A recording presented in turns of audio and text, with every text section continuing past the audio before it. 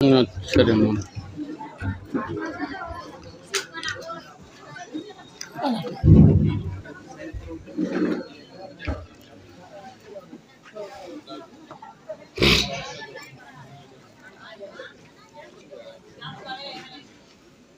আসসালামু আলাইকুম ওয়া রাহমাতুল্লাহি ওয়া বারাকাতুহু। ওয়া আলাইকুম সালাম ওয়া রাহমাতুল্লাহি। সালামের উত্তরটা ভক্তি সহকারে দেন। আসসালামু আলাইকুম ওয়া রাহমাতুল্লাহি ওয়া বারাকাতুহু। ওয়া আলাইকুম সালাম ওয়া আলহামদুলিল্লাহ নাহমাদুহু ওয়া নাস্তাইনুহু ওয়া নাস্তাগফিরুহু ওয়া নু'মিনু বিহি ওয়া নাতাওয়াক্কালু আলাইহি ওয়া নাউযু বিল্লাহি মিন শুরুরি আনফুসিনা ওয়া মিন সাইয়্যাতি আমালিনা মান ইয়াহদি আল্লাহু ফালা মুযিল্লা লাহু ওয়া মান ইউদ্লিলহু ফালা হাদিয়া লাহু। আশহাদু আল্লা ইলাহা ইল্লাল্লাহু ওয়াহদাহু লা শারীকা লাহু ওয়া আশহাদু আন্না মুহাম্মাদান আবদুহু ওয়া রাসূলুহু আরসালাহু বিল হাক্কি বাশীরান ওয়া নাযীরান ওয়া দাঈয়ান ইলাল্লাহি বিইذنহি ওয়া সিরাজাম মুনীরা। أما بعد فإن خير الحديث كتاب الله وخير الهدي هدي محمد صلى الله عليه وسلم وشر الأمور محدثاتها وكل محدثة بدعة وكل بدعة ضلالة وكل ضلالة في النار. فأعوذ بالله من الشيطان الرجيم. بسم الله الرحمن الرحيم. سبحان الذي يسرى بعبده ليلا من المسجد الحرام إلى المسجد الأقصى الذي باركنا حوله لنريه من آياتنا إنه هو السميع البصير.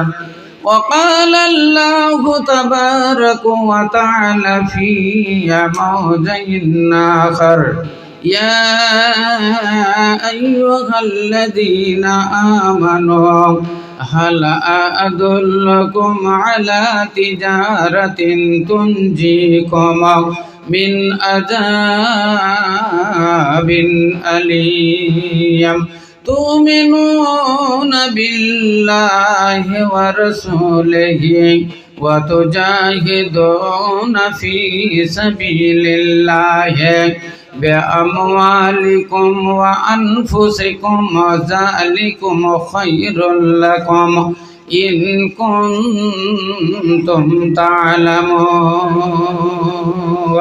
نعرہ تکبیر، জোরে সরে লিল্লাহি তাকবীর। জীবন রে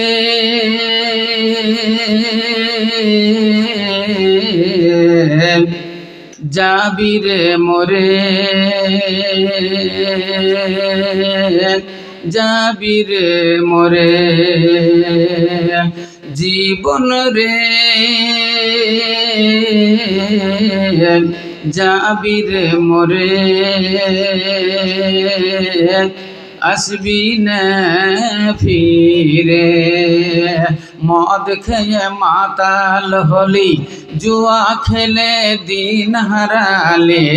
মদ খেয়ে মাতাল হলি, জুয়া খেলে দিন হারালে।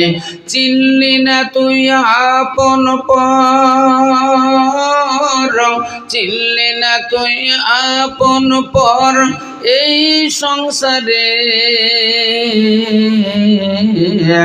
যাবি রে মরে, আসবি না ফিরে। চারজনাতে ঘাড়ে করে লয়ে যাবে কয়জনা, চারজনাতে ঘাড়ে করে লয়ে যাবে কয়জনা। একা একা রইতে হবে ধুল মাটির বিছানা, একা একা রইতে হবে ধুল মাটির বিছানা। আজরাইল আসিয়া ধরবে, আজরাইল আসিয়া ধরবে, কোনোই মতে ছাড়বে না। যাবি রে মরে, আসবি না ফিরে। কোথায় রে তোর পাকা বাড়ি, কোথায় তো শোক বিছানা। কোথায় রে তোর পাকা বাড়ি, কোথায় তো শোক বিছানা। কি যে জবাব দিবি রে তুই, কি যে জবাব দিবি রে তুই খোদার বিচারে। যাবি রে মরে, যাবি রে মরে। জীবন রে যাবি রে মরে, আসবি না ফিরে। সময় আছে তোবা কর, ছাড়বি রে তুই বাড়ি ঘর। সময় আছে তোবা কর, ছাড়বি রে তুই বাড়ি ঘর। নিজে নিজে চিন্তা কর, নিজে নিজে চিন্তা কর এই ব্যাপারে। যাবি রে মরে, যাবি রে মরে। জীবন রে যাবি রে মরে,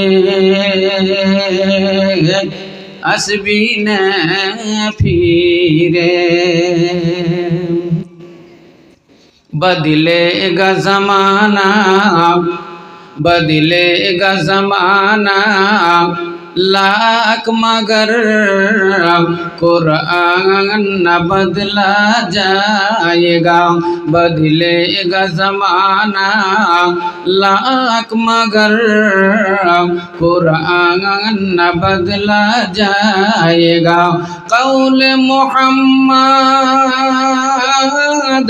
कौल मोहम्मद, कौल खुदा है। कौल मोहम्मद, कौल खुदा, फरमान न बदला जाएगा। बदलेगा ज़माना लाख मगर कुरान न बदला जाएगा।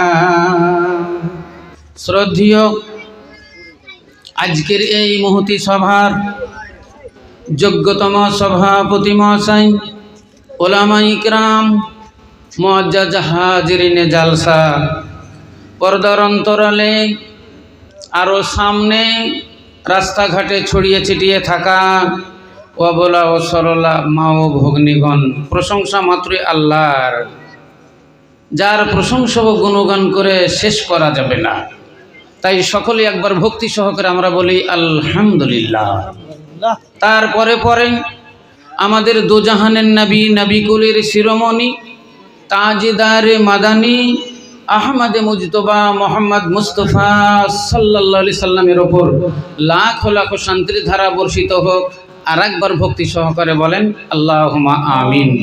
ভাইরা আমার, আমাকে খুবই আনন্দ লাগছে, আনন্দ লাগছে কয়েকটা কারণে। এক নম্বর কারণ হলো এই জালসাটা, আজকে এই জালসা নিয়ে এই বছর 10টা হচ্ছে। গত রাত্রিতে ছিলাম বর্ধমান। তো এই 10টা জালসার মধ্যে আজকের এই জালসার যা প্যান্ডেল, এই রকম প্যান্ডেল আমার হয়নি। আজকেই সবচেয়ে সুন্দর প্যান্ডেল আজকের, এই জন্য খুব আনন্দ লাগছে।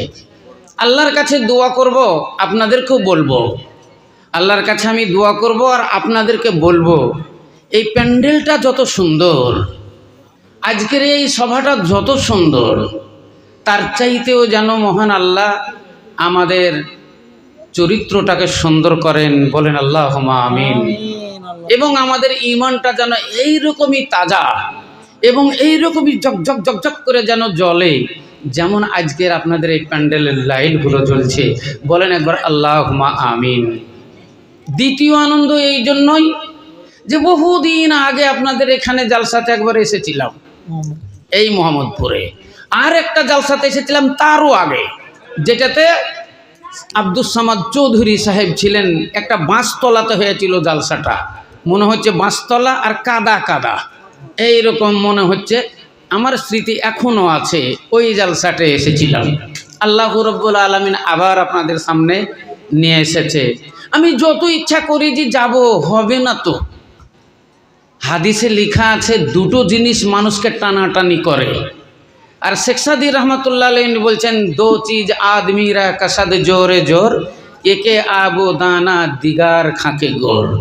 মানুষকে সকাল সন্ধ্যা দুটো জিনিসে দুই দিকে টানে। যেমন দড়ি টানাটানিতে প্রতিযোগিতা হয়, একদিকে 2-5 জন থাকে, একদিকে 5 জন থাকে, টানাটানি করে, কে টেনে নিতে পারে, যে টেনে নিতে পারে সে ফার্স্ট। তো ওই রকমই টানাটানি করে মানুষের শরীর নিয়ে, দেহ নিয়ে দুটো জিনিস। একটা হলো মানুষের রুজি। আপনি মনে মনে ভাবছেন অমুক জায়গায় যাব, তো বাড়িতে বলছে মা দুটি বেটা খেয়ে নে না, খাওয়া দাওয়া করে যাস। বলে আর মা বাড়িতে আর খাচ্ছি না, শ্বশুর বাড়ি যাব, শ্বশুর বাড়ি দিয়ে খাওয়া দাওয়া করে তারপরে চলে যাব লালবাগের দিকে, যেখানে যাবার ইচ্ছা সেখানেই যাব, শ্বশুর বাড়ি যাব, খেয়ে দিয়ে চলে যাব। এইটাই বলে আর খেলেন না, বেরিয়ে চলে গেলেন। শ্বশুর বাড়িতে গিয়ে উঠলেন সালাম আলাইকুম বলে, শ্বশুর হঠাৎ করে বলছে, কি গো জামাই বাবু, কোন দিক দিয়ে ঘুরতে ঘুরতে আসলে গো? অন্য কাজে এসেছিলেন না বাড়ি, আমাদেরই বেড়াতে আসলে? মনের ভিতর আপনার রাগ হয়ে গেল, যে শ্বশুর বাড়ি এলাম বেড়াতে, আর শ্বশুর বলছে অন্য জায়গাতে এসেছো না তুমি, আমার বাড়ি বেড়াতে এসেছো? তো বলছে আমি অন্যজনের বাড়ি এসেছিলাম গো, তাই তোমাদের বাড়ি চলে এলাম। আচ্ছা ঢুকলাম, মনের ভিতর তো রাগ আছেই, কিছু খাওয়া দাওয়ার কথাও বললো না, জানতে পারছি যে চলে যাবে। একটু পরে রাগে বেরিয়ে চলে গেলেন, আপনার খাওয়া আর হইল না। দো চিজ আদমিরা কাসাদ জোর জোর, একে আবো দানা দিগার খাকে গরম।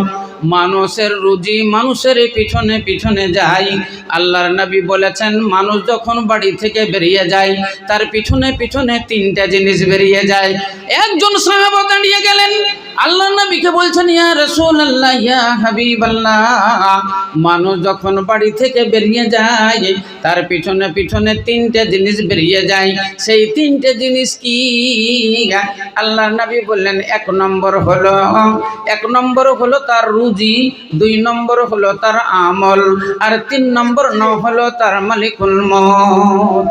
বলেন একবার সুবহানাল্লাহ। তো বলছেন আল্লাহ নবী, মানুষ যখন বেরিয়ে যায় তার পিছনে পিছনে রুজি বেরিয়ে যায়। কোথায় আপনি খাবেন, কোথায় আপনি খেতে পাবেন, আর কোথায় খেতে পাবেন না।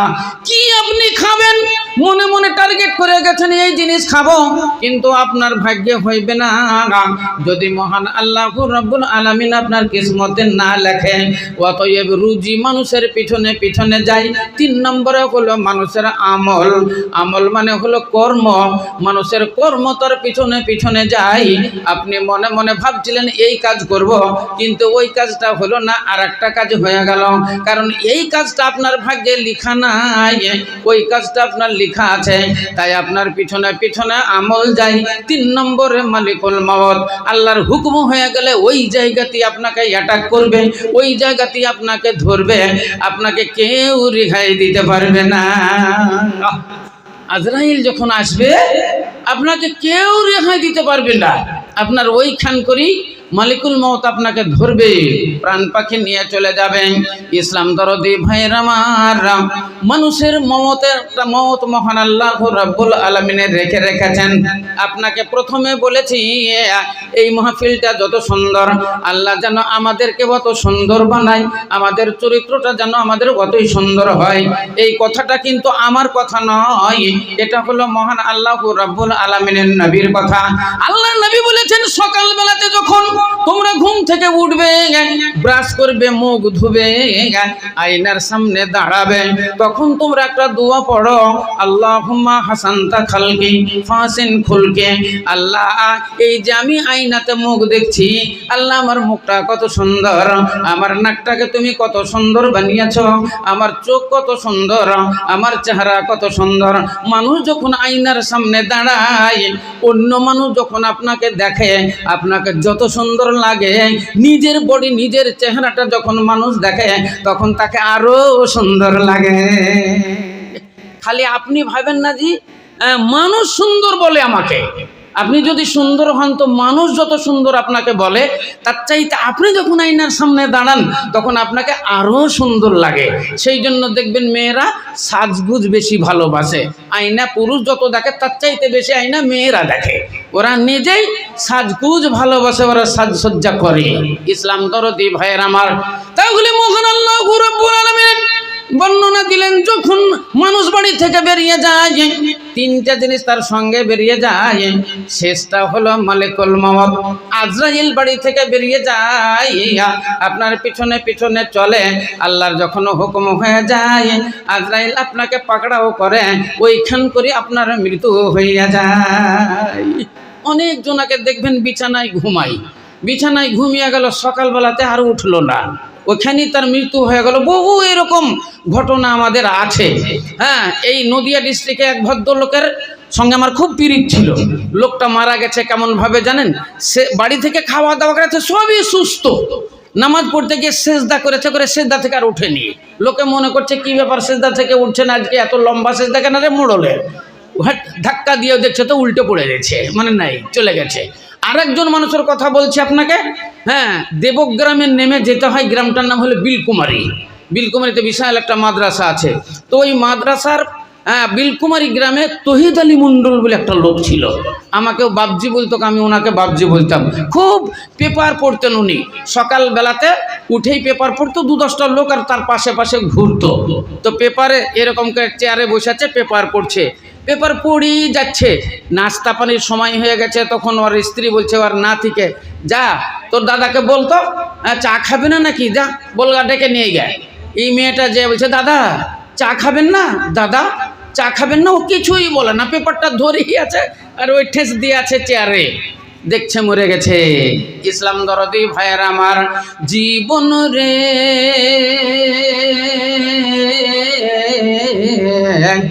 যাবি রে মরে, আসবি না ফিরে। মানুষ চলে যাবে, চলে গেলে আর জীবনের মতো ফিরবে না। বলেন কত মানুষ আমাদের সামনে থেকে চলে গেল, কিন্তু আর ফিরল না। সেই জন্য আল্লাহ নবী বলেছেন, রে দুনিয়ার মানুষেরা, জাকিরুল মমত, তোমরা মৃত্যুকে স্মরণ করো, তোমরা মরণকে যদি স্মরণ করো, তাহলে তোমাদের জীবনে পাপ রাশি কম হবে। পাপ হবে না লয়, মানুষের পাপ হতেই আছে। দেখেন, এমন কোনো মানুষ নেই যার জীবনে পাপ নাই, নিষ্পাপ মানুষ আর নেই। একটাই মানুষ ছিল জীবনে নিষ্পাপ, সেটাই হলো আমাদের দোজাহানের নবী, ইনামদার তাজদার মাদানী আহমদ মুজতবা মোহাম্মদ মুস্তফা সাল্লাল্লাহু আলাইহি সাল্লাম। তিনি ছিলেন নিষ্পাপ, তাছাড়া পৃথিবীতে নিষ্পাপ কেউ নাই, অতএব সবারই দ্বারা পাপ রাশি আছে। একটা কথা আপনাদের বলি, দুনিয়াতে দুটো জিনিস আছে, একটা হলো ভালো আর একটা হলো মন্দ। আর ওই দুটো জিনিসকে আপনি যেই দিকে নিয়ে যাবেন না সেটাই ঘটবে, সেটাই ভালো আর মন্দ, সেটাই ভালো আর মন্দ, পাপ আর পুণ্য, আর ঠিক আর বেঠিক, এক দুই সবই একই জিনিস। তাহলে দুনিয়াতে দুটোই জিনিস, একটা হলো ভালো আর মন্দ। ওটাকেই যদি বলেন হালাল আর হারাম, ওটাকেই বলেন সৎ আর অসৎ, যা বলবেন সব ভাগ বন্টন হয়ে যাবে। কিন্তু আসলেই হলো দুটো জিনিস, ভালো আর মন্দ। যেটা ভালো ওটাই নেকি, আর যেটা মন্দ ওটাই হলো গুনাহ, ওটাই হলো পাপ। যেটা ভালো ওটাই হলো স্বর্গ, আর যেটা মন্দ ওটাই হলো নরক। অর্থাৎ ভালো আর মন্দ, স্বর্গ নরক, জান্নাত জাহান্নাম ওই একই জিনিস। ইসলাম দরদি ভাইয়ের আমার, তাহলে দুটোই জিনিস ভালো আর মন্দ। যেটা এক্ষুনি একটু আগে শুনলেন, তা'মুরুনা বিল মারুফ ওয়া তানহাউনা আনিল মুনকার ওয়া তু'মিনুনা বিল্লাহ। আল্লাহর বান্দা যারা হবে, আল্লাহর খাস বান্দা যারা হবে, ইমানদার বান্দা যারা হবে, আল্লাহ ভীরু যারা হবে, আল্লাহ ওয়ালা যারা হবে, জান্নাতি বান্দা যারা হবে, তারা নিজে সৎ কাজ করবে, অপরকে সৎ কাজের আদেশ দিবে। এক কথায় নিজে ভালো কাজ করবে, অপরকে ভালো কাজের আদেশ দেবে, আর আল্লাহর প্রতি তাদের অটল বিশ্বাস থাকবে। জোরে সোরে বলেন একবার সুবহানাল্লাহ। আল্লাহর উপরে অটল বিশ্বাস মানে जो कुछ होगा अल्लाह के हुक्म ही से होगा। যা কিছু হবে আল্লাহর হুকুমেই হবে। ভালো হলো আল্লাহরই হুকুম, মন্দ হলো আল্লাহরই হুকুম। এ আল্লাহকে সাক্ষী রাখবে এবং আল্লাহর ওপরে তাওয়াক্কুল রাখবে। সকালবেলা হলো কি খাবো, সকালবেলা হলো কি খাবো, এই কি খাবো এটা ও ভাববে না, খালি বলবে নিশ্চয়ই মহান আল্লাহ রাব্বুল আলামিন আমার রুজির ব্যবস্থা করবেন। তিনিই তো বসে রয়েছেন, তিনিই তো মালিক, রুজির মালিক, তিনি আমাদের রুজি মুহাইয়া করবেন। আল্লাহর প্রতি অটল বিশ্বাস থাকবে, এরই নাম হলো ঈমান। তারা শিরিক বেদাত করবে না, আল্লাহর জায়গাতে অন্য কাউকে নিয়ে আসবে না। আপনারা জানেন মক্কাবাসী কাফেরেরা, যাদেরকে মুশরিক বলা হয়, এরাও আল্লাহর উপরে ঈমান রাখতো। এরা আল্লাহকে বিশ্বাস করতো, আল্লাহ একজন আছে। এরাও পরকালকে বিশ্বাস করত, স্বর্গ নরককে এরাও বিশ্বাস করত। কিন্তু এরা করতো কি জানেন, আল্লাহর সঙ্গে অংশ স্থাপন করত। হ্যাঁ, ওদেরকে জিজ্ঞাসা করলে যে এই হাবুল কাবুলের পূজা তোমরা কেন করো, সেই যুগে কয়েকটা মূর্তি ছিল, বিশাল মূর্তি। কোরআন শরীফে তার নাম লেখা আছে। একটার নাম হলো হাবুল, একটার নাম হলো কাবুল, একটার নাম হলো ইয়াকুস, একটার নাম হলো ইয়াউক, একটার নাম হলো নাসরা।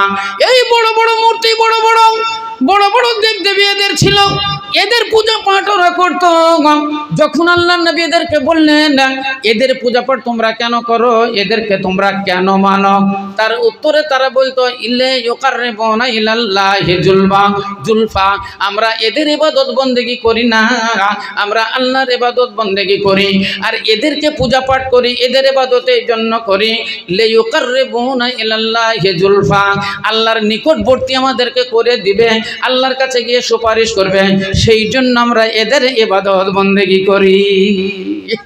হিন্দু ভাইদেরকেও যদি জিজ্ঞাসা করা হয় বলেন তো একজন আছে কি না, ওরা আল্লাহ যদি না বলে তো বলবে হ্যাঁ উপরওয়ালা এক হ্যাঁ, উপরওয়ালা একজন আছে, ও দেবদেবীর পূজা করুক, আর কাজী পূজা করুক, আর যাই করুক, ওর মনের ভিতরে একটা আছে, একজন আছে, উপরওয়ালা একজন আছে, ওকে ফাঁকি দেওয়া যাবে না। এটা কিন্তু ওরাও বলে, কিন্তু ওদের এইটুকু খামি, এরা হলো মুশরিক। তাই এই শিরক বিদআত থেকে দূর করার জন্য মহান আল্লাহ রাব্বুল আলামিন আমাদের শেষ যুগের শেষ নবী, নবী কুলের শিরোমণি তাজদারে মাদানী আহমদ মুস্তাফা মুহাম্মদ মুস্তাফা সাল্লাল্লাহু আলাইহি সাল্লামের আবির্ভাব করলেন।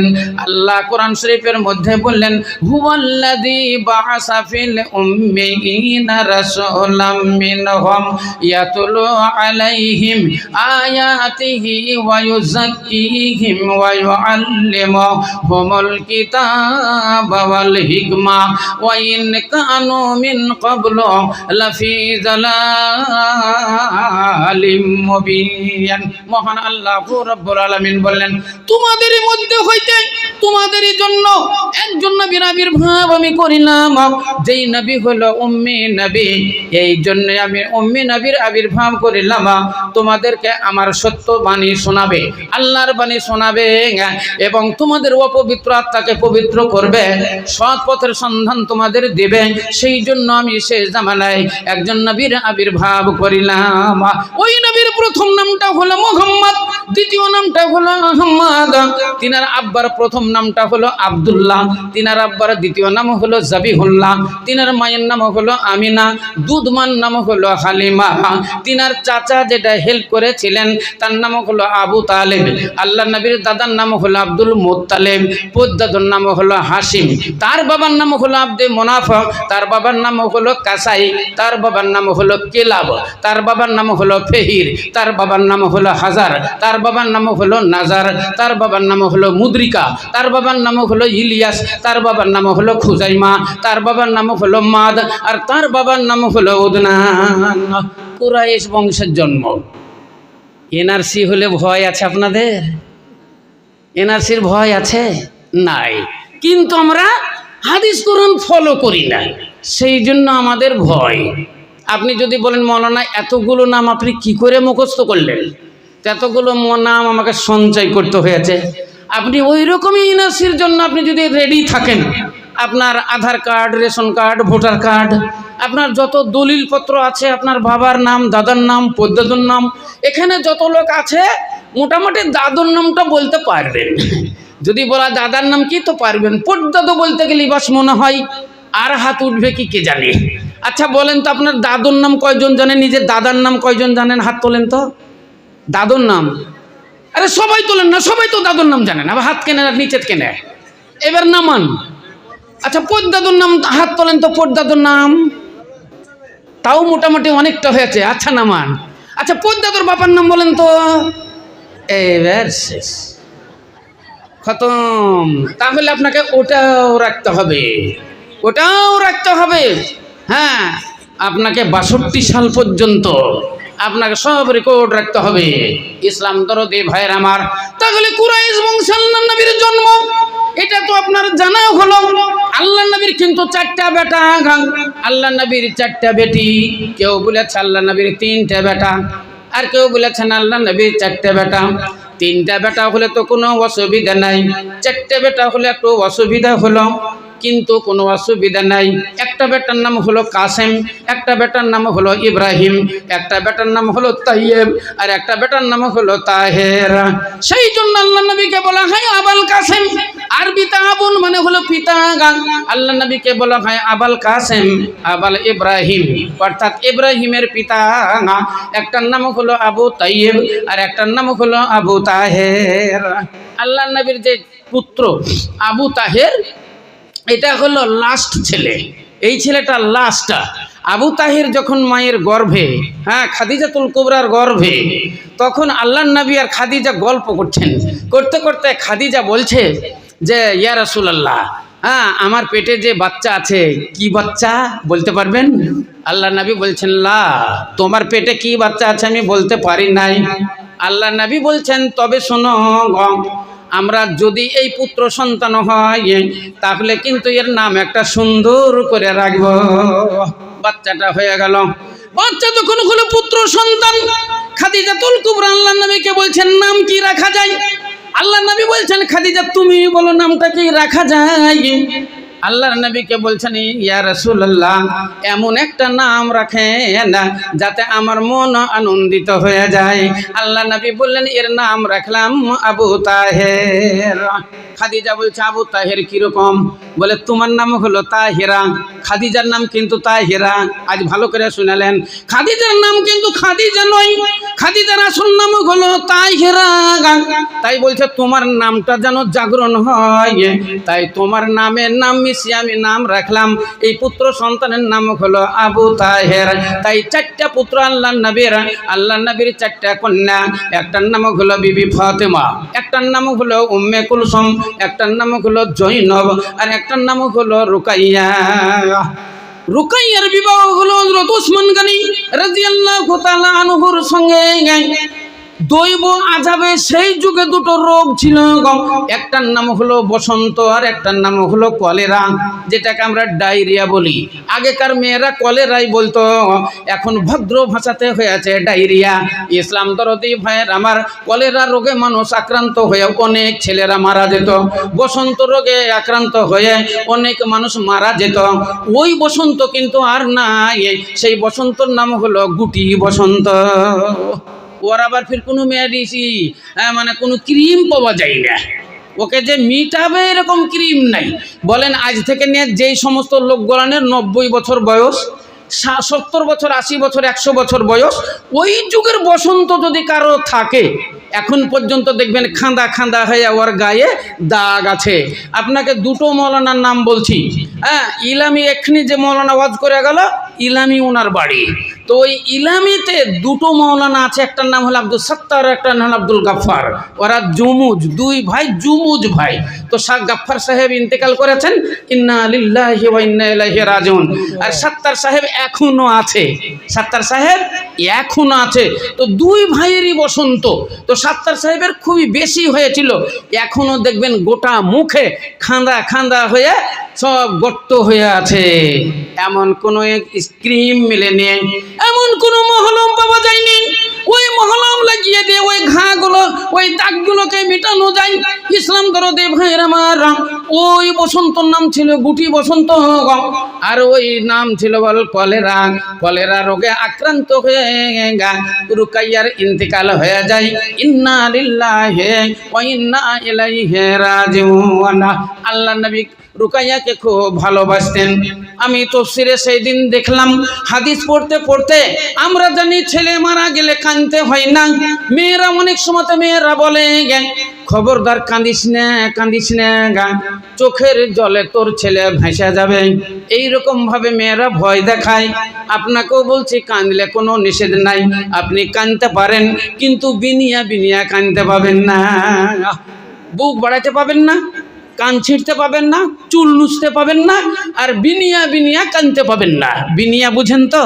আপনার ছেলে ছিল অফিসার, প্রফেসর, ডাক্তার, ইঞ্জিনিয়ার, এবার আপনি কিঞ্চি ওর নাম ধরে ধরে চিৎকার করে কানতে লাগলেন, ও আমার ডাক্তার বেটারে, বুড়ে গেলি বেটা, এবার কি করে আমরা খাবো রে, এই লাইন যা বলে, এইগুলা নিষেধ। কিন্তু আবু হুরায়রা রাদিয়াল্লাহু তাআলা আনহু বর্ণনা দিচ্ছেন যে যখন রুকাইয়ার কবর খোঁড়ানো হয়ে গেল, রুকাইয়ার কবর যখন রেডি হয়ে গেল, আল্লাহ নবী কবরের পাশে বসে বসে কাঁদছেন, দুই চোখ দিয়ে পানি বয়ে চলে যাচ্ছে, লাশ চলে গেল। আল্লাহর নবী চিৎকার করে বললেন, এ সাহাবারা, তোমাদের মধ্যে কে আছো আজকে তাহাজ্জুদের নামাজ পড়েছ? তোমাদের মধ্যে কে আছো আজকে ফজরের নামাজ জামাতে পড়েছ? তোমাদের মধ্যে কে আছো আজকে তোমরা স্ত্রীর সঙ্গে তোমরা প্রেম নিবেদন করনি? এই রকম কোন একজন সাহাবা আছো? আমার রুকাইয়ার জন্য কবরে নেমে যাও। কেউ কিন্তু কথা বলে না, কেউ কথা বলছে না। আবু তালহা রাদিয়াল্লাহু তাআলা আনহু তিনি বললেন, ইয়া রাসূলুল্লাহ, আজকে আমি তাহাজ্জুদের নামাজ পড়েছি, তাহাজ্জুদের নামাজ পড়ে আমি ফজরের নামাজে জামাতের সঙ্গে ইমামতি করেছি, আল্লাহর জিকির আজকারে বসে গেছি, বাড়ির দিকে যাইনি। একবারে তো আপনার এই জানাজার জন্য, রুকাইয়ার জানাজার জন্য আমি এসেছি। আল্লাহর নবী বললেন, আনজিল, এ আবু তালহা, তুমি কবরে নেমে যাও, তুমি কবরে নেমে যাও। বিসমিল্লাহি আলা মিল্লাতে রাসূলিল্লাহি সাল্লাল্লাহু আলাইহি ওয়াসাল্লাম। ইসলাম দরদি ভাইয়ের আমার, যদি কেউ না থাকে তাহলে তো একজন কবরের নামতেই হবে, কিন্তু থাকা সত্ত্বেও যে এই দোয়াটা জানে, অন্তত বিসমিল্লাহি আলা মিল্লাতে রাসূলিল্লাহি সাল্লাল্লাহু আলাইহি সাল্লাম, এই দোয়াটা যে জানবে সেই কবরে নামবে। না জানা লোক কবরে যেন না নামে। যদি ও জানা লোক থাকে এবার না জানা লোক যদি কেউই না থাকে তাহলে আল মাজুর ও মাফু আনহু কি করবেন? কবর তো দিতেই হবে। ইসলাম দরদি ভাইয়ের আমার, যে বহু ঘটনা আছে। তাহলে মহান আল্লাহ রাব্বুল আলামিন আল্লাহ নবীকে এই দুনিয়াতে পাঠালেন না, কিসের জন্য পাঠালেন না? ওই বর্বরতার জামানায় জাহিলিয়াতে, যখন সারা পৃথিবী অন্ধকারে আচ্ছন্ন ছিল, মানুষ ধর্ম ভোলা ছিল, মানুষ কর্ম ভোলা ছিল, মানুষ ইসলাম ভোলা ছিল, মানুষ আল্লাহ ভোলা ছিল।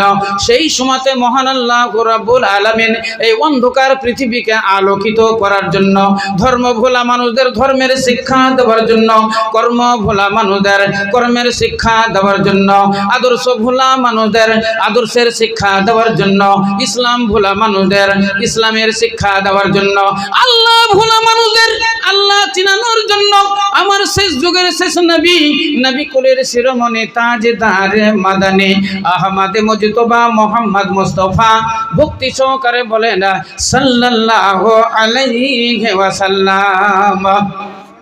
ইয়া রব্বানা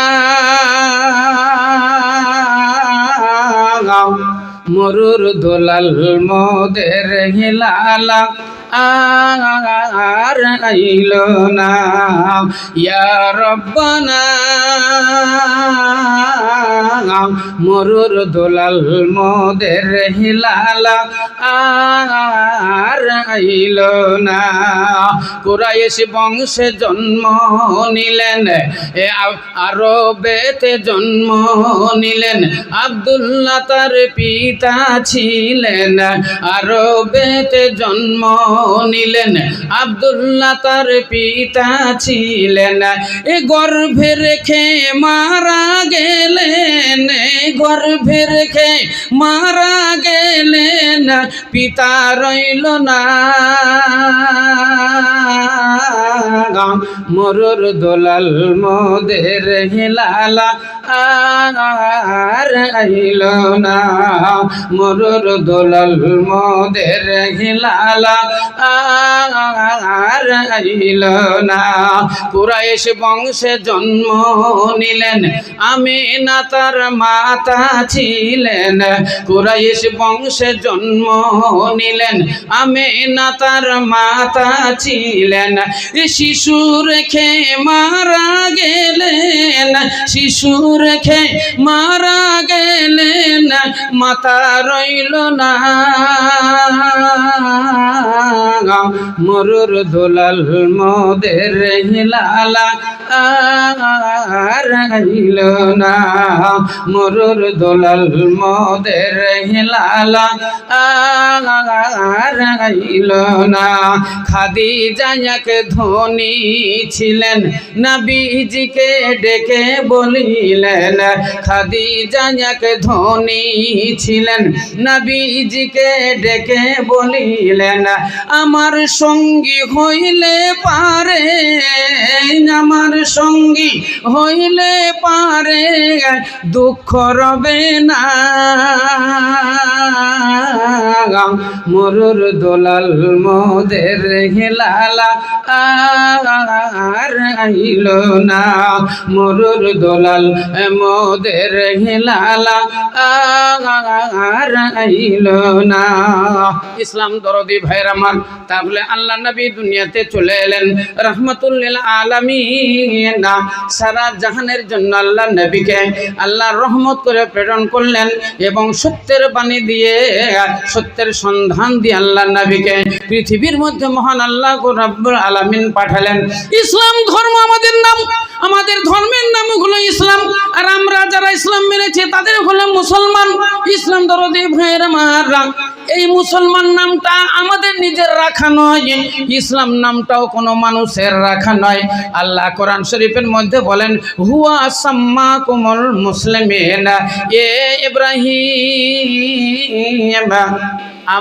আমার বান্দাদের জন্য আমি যে ধর্মটা কবুল করলাম আর ওই ধর্মটার নাম আমি রেখে দিলাম ইসলাম। হুয়া সাম্মাকুমুল মুসলিমিন।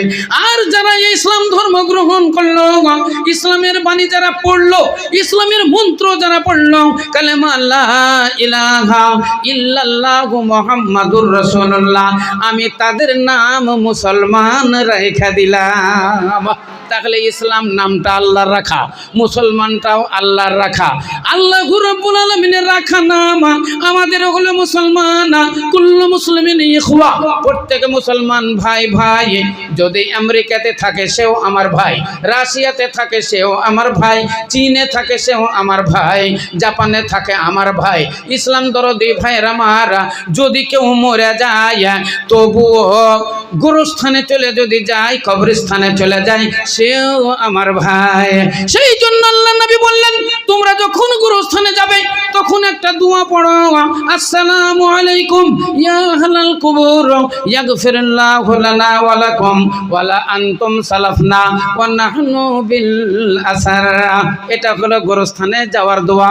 আমরা মুসলমান, আমাদের জীবনে বহু দোয়া আছে, বহু দোয়া আছে। এই দোয়াগুলো অন্তত আপনাদের মুখস্থ রাখতে হবে। আল্লাহ নবী বলেছেন, তলাবুল ইলম ফারিজাতুন আলা কুল্লি মুসলিমিন ওয়া ফি রিওয়ায়াতিন মুসলিমাতিন, প্রত্যেক মুসলমান নরনারীর উপরে ইসলামের শিক্ষা করা ফরজ, অন্তত দিনিয়াতের শিক্ষা করা ফরজ। দিনিয়াতের শিক্ষা প্রত্যেক মুসলমান নরনারীকে শিখতে হবে। আর দিনিয়াত কাকে বলা হয়? আমাদের ইসলামের যে আইন কানুন আছে, এই আইন কানুনগুলো আপনাকে জানতে হবে। আপনি শুবেন, একটা দোয়া আপনাকে বলতে হবে, শুয়ে উঠবেন, একটা দোয়া বলতে হবে, মসজিদে ঢুকবেন, একটা দোয়া বলতে হবে, মসজিদ থেকে বেরিয়ে আসবেন, দোয়া বলতে হবে। এই রকম দোয়াগুলো জীবনে যত আছে, এই দোয়াগুলো এখন যদি আমি বলতে লাগি তো 3 ঘন্টা বলবো। তো আপনাকে ওই দোয়া বলার টাইম আমার আর নাই। আজকে খুব শর্ট টাইম। আপনি তো জানেন আমরা বক্তা, বহু দূর দূর ঘুরি। একটা কথা আছে, মেয়েরা বলে চলা পার বলা মুখ। বলতে বলতে মনে হচ্ছে বলেই চলে যায়। কতক্ষণ যে টাইম দিবে সভাপতি আমি কিছুই বুঝতে পারছি না। তবে কথা হলো ভাই, আল্লাহ রাব্বুল আলামিন এই পৃথিবীতে আমাদেরকে পাঠিয়েছেন একমাত্র তার ইবাদত বন্দেগীর জন্য। আল্লাহর ইবাদত বন্দেগী করতে হলে, আল্লাহকে ডাকতে হলে কোন কথাতে ডাকবেন আপনাকে জানতে হবে। আপনার আমল করতে হবে, আমল করতে গেলে কোন আমলটা ভালো, কোন আমলে আল্লাহ রাজি আপনাকে জানতে হবে। ইসলাম দরদি ভাইয়ের আমার, মহান আল্লাহ রাব্বুল আলামিন এই পৃথিবীতে আমাদের পাঠিয়েছেন আল্লাহর ইবাদত বন্দেগীর জন্য। আর ইবাদতের মধ্যে মূল ইবাদত সেটাই হলো সালাত, সেটাই হলো নামাজ। আল্লাহ অন্য অন্য বিষয়গুলো কোনো জায়গাতে বলেছেন 1 বার, কোনো জায়গাতে বলেছেন 2 বার, কোনো জায়গাতে বলেছে 5 বার, কোনো জায়গাতে বলেছে 10 বার। আর এই নামাজের ব্যাপারটা মহান আল্লাহ রাব্বুল আলামিন কোরআন শরীফের মধ্যে বলেছেন 82 জায়গায়, 82-83 জায়গায় আল্লাহ রাব্বুল আলামিন নামাজ সংক্রান্ত কথা বললেন। কোন জায়গাতে বললেন আকিমুস সালাত, কোন জায়গাতে বললেন ওয়াকুমু লিল্লাহিল কানিতিন, অর্থাৎ তোমরা 100 হয়ে নামাজে দাঁড়িয়ে যাও। কোন জায়গাতে বলেছে ওয়ারকাউ মার রাকিন, যারা রুকুকারীদের সঙ্গে রুকু করো। কোন জায়গাতে বললেন ওয়াসজুদু মা সাজিদিন, যারা সেজদা করে সেজদা করার সঙ্গে সেজদা করো, অর্থাৎ নামাজ কায়েম করো, নামাজ প্রতিষ্ঠিত করো। কোরআন শরীফ আল্লাহ 82 জায়গাতে বললেন আকিমুস সালাত, নামাজ প্রতিষ্ঠিত করো। তাহলে নামাজ যদি আমাদের পড়তে হয়, তাহলে নামাজের নিয়মাবলী আমাদের জানতে হবে। নামাজের নিয়মাবলী জানতে হবে। নামাজ না হলে জান্নাতের তালা খোলা যাবে না, আর উজু না হলে নামাজও হইবে না। আল্লাহ নবী বললেন আল উজু ওয়া মিফতাহুস সালাত, আস-সালাত ওয়া মিফতাহুল জান্নাহ। উজু হলো নামাজের চাবি, আর নামাজ হলো জান্নাতের চাবি। নামাজ না পড়লে জান্নাতে যাওয়া বড় মুশকিল হয়ে যাবে। বুখারী শরীফের একটা হাদিস শোনাই, যারা নামাজি মানুষ তারা আনন্দিত হইয়া যাবে, নামাজি মানুষের মনে আনন্দ আসবে, আর বেনামাজিদের নামাজ পড়ার জন্য আগ্রহ হবে। শুনালেন হাদিসটা, আল্লাহ নবী বর্ণনা দিলেন, যখন মানুষ জোহরের নামাজ পড়ে তখন সে জান্নাতি হয়ে যায়। আসর আস্তে আস্তে জাহান্নামী হয়ে যায়। আসরের নামাজ পড়ে জান্নাতি হয়ে যায়। মাগরিব আস্তে আস্তে জাহান্নামী হয়ে যায়, মাগরিবের নামাজ পড়ে জান্নাতি হয়ে যায়, এশা আস্তে আস্তে জাহান্নামী হয়ে যায়, এশার নামাজ পড়ে জান্নাতি হয়ে যায়, সারা রাত্রিতে সে জাহান্নামী হয়ে যায়, ফজরের নামাজ পড়ে জান্নাতি হয়ে যায়। আল্লাহ নবী বললেন যে এই রকম একটা হাদিস শোনালে আমার মহান আল্লাহ রাব্বুল আলামিন কত দয়ালু।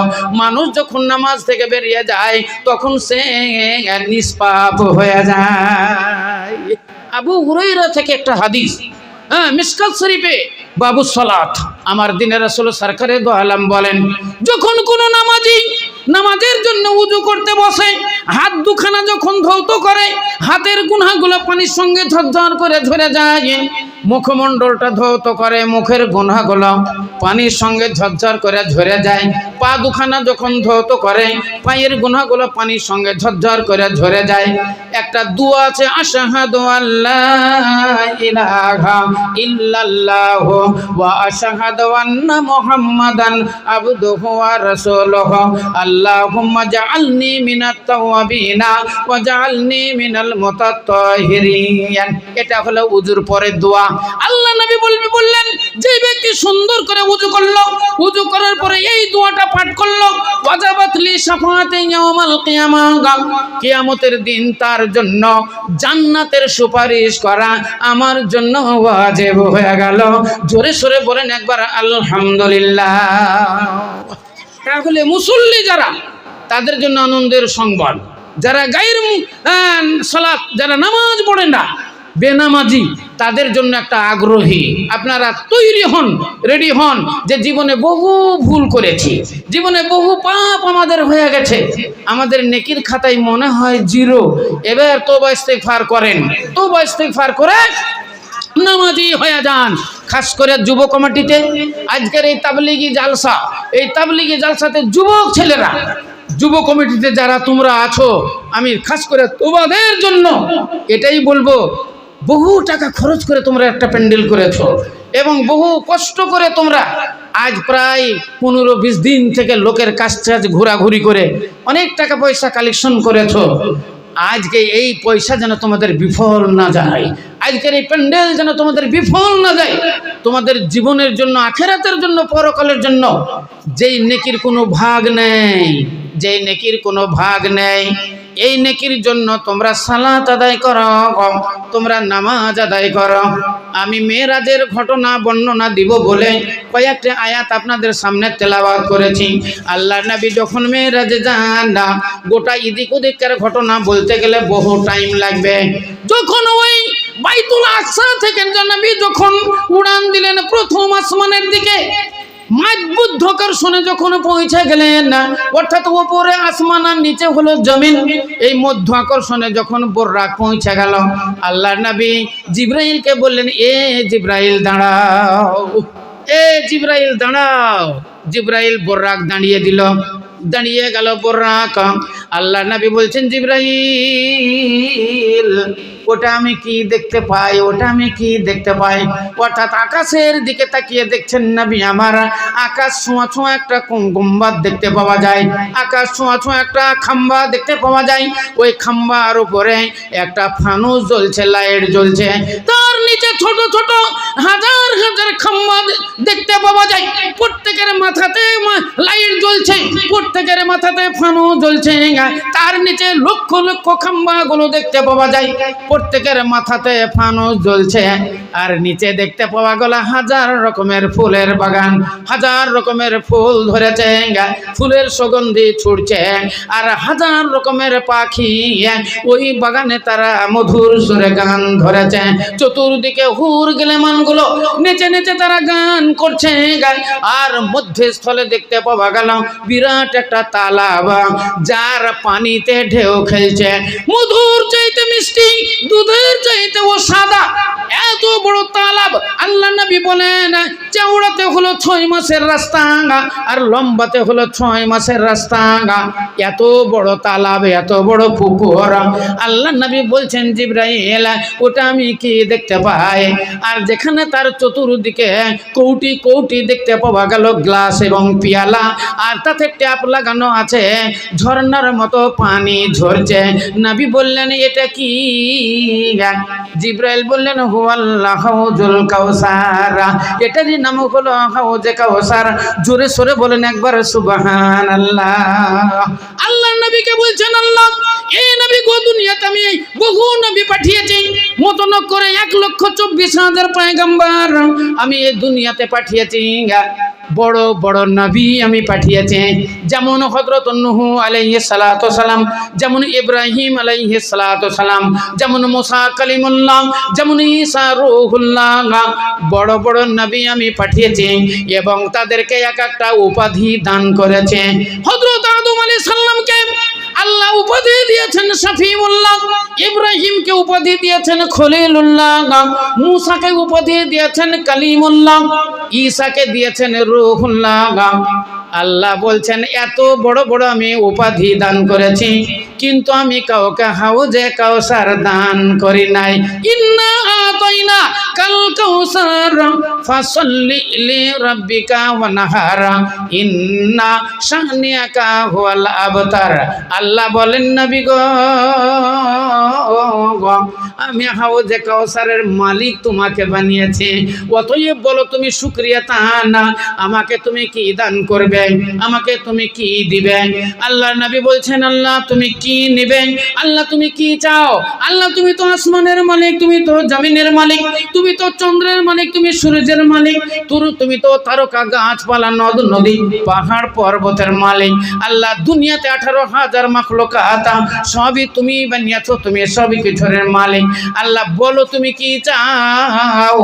আল্লাহ বলছেন নবী গো বেশক তুমি ঠিক বলেছ, অতএব আমার কোনো জিনিসের দরকার নাই, আমার কোনো জিনিসের দরকার নাই। ইন্না আতাইনা কাল কাউসার, নিশ্চয় তোমাকে আমি হাউজে কাউসার দান করেছি, এর বিনিময়ে ফাসাল্লি লিরাব্বিকা, তোমার প্রভুর জন্য তুমি সালাত আদায় করো, তোমার প্রভুর জন্য তুমি নামাজ আদায় করো। এবার বুঝালেন শ্রোতাবিন্দু, বলেন ভাইয়েরা আমার, বাবা জীবনের আমার, বলেন মা বোনেরা খালারা, নামাজের কত গুরুত্ব, নামাজের কত গুরুত্ব। আল্লাহ আসমানের ভিতরকার কোনো জিনিস চাননি, আল্লাহ জমিনের কোনো জিনিস চাননি, আল্লাহ সোনা চাঁদি হীরা মণি মুক্তা চাননি। আল্লাহ বললেন নবী গো ফাসাল্লি লিরাব্বিকা, তোমার প্রভুর জন্য তুমি সালাত আদায় করো, নামাজ আদায় করো, ওয়ানহার, এবং আল্লাহর সন্তুষ্টি লাভের জন্য আল্লাহর রাস্তায় তুমি কুরবানি করো। দুটো জিনিসের আদেশ হলো, দুটো জিনিসের আদেশ হলো, তার মধ্যে নাম্বার 1 সেটাই হলো সালাত, সেটাই হলো নামাজ, যেটার জন্য আল্লাহ বললেন আকিমুস সালাত, নামাজ প্রতিষ্ঠিত করো, নামাজ প্রতিষ্ঠিত করো, ওয়াতু যাকাত, এবং তোমরা যাকাত প্রদান করো। যেইখানে নামাজের কথা আল্লাহ বললেন ওইখানে আল্লাহ যাকাতেরও কথা বললেন। অতএব আমাদেরকে যাকাত দিতে হবে, প্রত্যেক জিনিসেরই যাকাত আছে। যাকাতটাও একটু শুনিয়ে দিই, আপনারা তো মেলা লোক এখানে আছেন, মা বোনেরা আছে, যাকাতের কথা একটু শুনিয়ে দিই, একবারে শর্ট করে 1 মিনিটের ভিতরে শুনিয়ে দেব যাকাত কিসের কিসের লাগে। হ্যাঁ, হাদিসের মধ্যে লেখা আছে, আল্লাহ নবী বলেন সারা বছর খেয়ে দিয়ে যদি 1000 টাকা বেঁচে যায় তাহলে 25 টাকা যাকাত লাগবে, 1025। যদি কারো ব্যাংক ব্যালেন্স 5 লাখ টাকা থাকে, ব্যাংকে 10 লাখ টাকা থাকে, তাহলে বছর পার হয়ে গেলে প্রত্যেকে 1000 25 করে যত টাকা আসবে এত টাকা আপনাকে যাকাত দিতে হবে। 20 মণ ধান যদি হয় 1 মণ ধান আপনাকে যাকাত দিতে হবে, 40 মণ হলে 2 মণ দিতে হবে, প্রত্যেক 20 মণে 1 মণ করে যাকাত আল্লাহ রাস্তায় দিতে হবে, যাকে ওসুর বলা হয়। ওসুর মানে আসলে 10, কিন্তু ইসরুন করে দেওয়া হয়েছে 20 ভাগের ভাগ, 20 মণ হলে 1 মণ আপনাকে দিতে হবে, আপনি সাহেবে নেশাব। এটা হলো ইমাম আহমদ বিন হাম্বল এবং আমাদের আবু ইউসুফ মুহাম্মদের মত, যেটা ইমাম শাফি রহমতুল্লাহের মত। আবু হানিফা রহমতুল্লাহের মত কিন্তু আলাদা। ইমাম আজম আবু হানিফা বলছে 20 মণ 20 মণ লাই, 20 কেজি, 20 কেজি যদি হয়তো তোমাকে 1 কেজি দিতে হবে, 40 কেজি হলে 2 কেজি দিতে হবে, ওই ঘুরে ফিরে যে 20 মণে 1 মণ। কিন্তু আমাদের 19 মণ হলে যাকাত লাগবে না, 18 মণ হলে যাকাত লাগবে না ইমাম শাফির মতে। কিন্তু ইমাম আজম আবু হানিফা রহমতুল্লাহের মতে 20 ভাগের ভাগ 20 কেজি হলে 1 কেজি দিতে হবে। যদি আপনার বাড়িতে 10টা উট থাকে, 2 বছরের একটা গরু জাকাত লাগবে। 30টা যদি গরু হয় 2 বছরের একটা গরু লাগবে। 40টা যদি ছাগল থাকে একটা ছাগল আল্লাহ রাস্তায় জাকাত লাগবে। 100টা যদি ছাগল হয় 2টো ছাগল জাকাত লাগবে। 52 ভরি চাঁদি যদি কারো বাড়িতে থাকে বছর পার হলে 1 ভরি চাঁদি জাকাত লাগবে। 7.5 ভরি সোনা যদি থাকে তাহলে আপনার বছর পার হলে 1 রত্তি সোনা আল্লাহ রাস্তায় জাকাত লাগবে। 11 মাস খাইয়ে দিয়ে হৃষ্টপুষ্ট হয়ে থাকবেন। 11 মাসের পরে আপনাকে পবিত্র রমজান মাহিনা এলে আপনাকে আল্লাহর সন্তুষ্টি লাভের জন্য আপনাকে ভরা একটি মাস সিয়াম পালন করতে হবে, রোজা পালন করতে হবে। ইসলাম দরদি ভাইয়ের আমার, মহান আল্লাহ রাব্বুল আলামিন বলেন আকিমুস সালাত ওয়া আতুজ যাকাত, তোমরা নামাজ প্রতিষ্ঠিত করো এবং তোমরা নামাজ প্রতিষ্ঠিত করো এবং যাকাত প্রদান করো। তাহলে এখান করে আচ্ছা ঠিক আছে, আমি তো এগুলাই বলবো মনে মনে হচ্ছে। এ শোনো গো জানানা সবে, শোনো গো জানানা, শোনো গো জানানা সবে, শোনো গো জানানা, স্বামীর কথা শোনো না হবে যন্ত্রণা।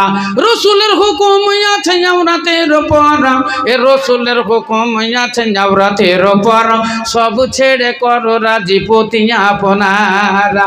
আজাজিল না মানিয়া খোদারি ফরমানা, আজাজিল না মানিয়া খোদারি ফরমানা, বিতাড়িত হয়ে গেল ইবলিস শয়তান। ইসলাম দরদি ভাইয়ের আমার, তাহলে আপনাদের বললাম মহান আল্লাহ রাব্বুল আলামিন আল্লাহ নবীকে পাঠালেন এই দুনিয়াতে অন্ধকার পৃথিবীকে আলোকিত করার জন্য, ধর্ম ভোলা মানুষদের ধর্মের শিক্ষা দেওয়ার জন্য। তাই ওই মক্কাতুল মুকাররমায় আল্লাহ নবীর জন্ম হলো। ইসলাম দরদি ভাইয়ের আমার, সেই জামানায় 2টো বাজার লাগতো। একটা বাজারের নাম হলো জাওরা বাজার, একটা বাজারের নাম হলো উকাজ বাজার। একটা বাজারের নাম হলো জাওরা বাজার, একটার নাম হলো উকাজ বাজার। এখনো আছে। যারা আপনারা হজে গিয়েছেন, যদি কেউ আপনারা উমরা হজে যান কিংবা বড় হজেই যান, এই উমরা হজে গেলেও আমাদের ইন্ডিয়া থেকে, আমাদের এই পশ্চিমবাংলা থেকে যারা হজে যায় তাদেরকে 3 নম্বর ল্যাট্রিন দিয়ে কাবাতে ঢুকতে হয়। ওই গেটটা 3 নম্বর, ওইটা মনে রাখতে হবে। তো ওই 3 নম্বর ল্যাট্রিন থেকে আপনি কাবা ঘরে তপ করবেন, সালাত করবেন, নামাজ পড়বেন। নামাজ পড়ে যখন ডেরার দিকে বেরিয়ে যাবেন তো সামনে একটু খানিক 1 কিলোমিটার 1.5 কিলোমিটার যাওয়ার পরে একটা পাহাড় পড়বে ডান সাইডে। পাহাড়টার নাম হলো গারে সওর, যেটা আমরা বলি গারে সওর, কিন্তু আসলে হলো নাম হলো জেবালে সওর, মানে সওর পাহাড়।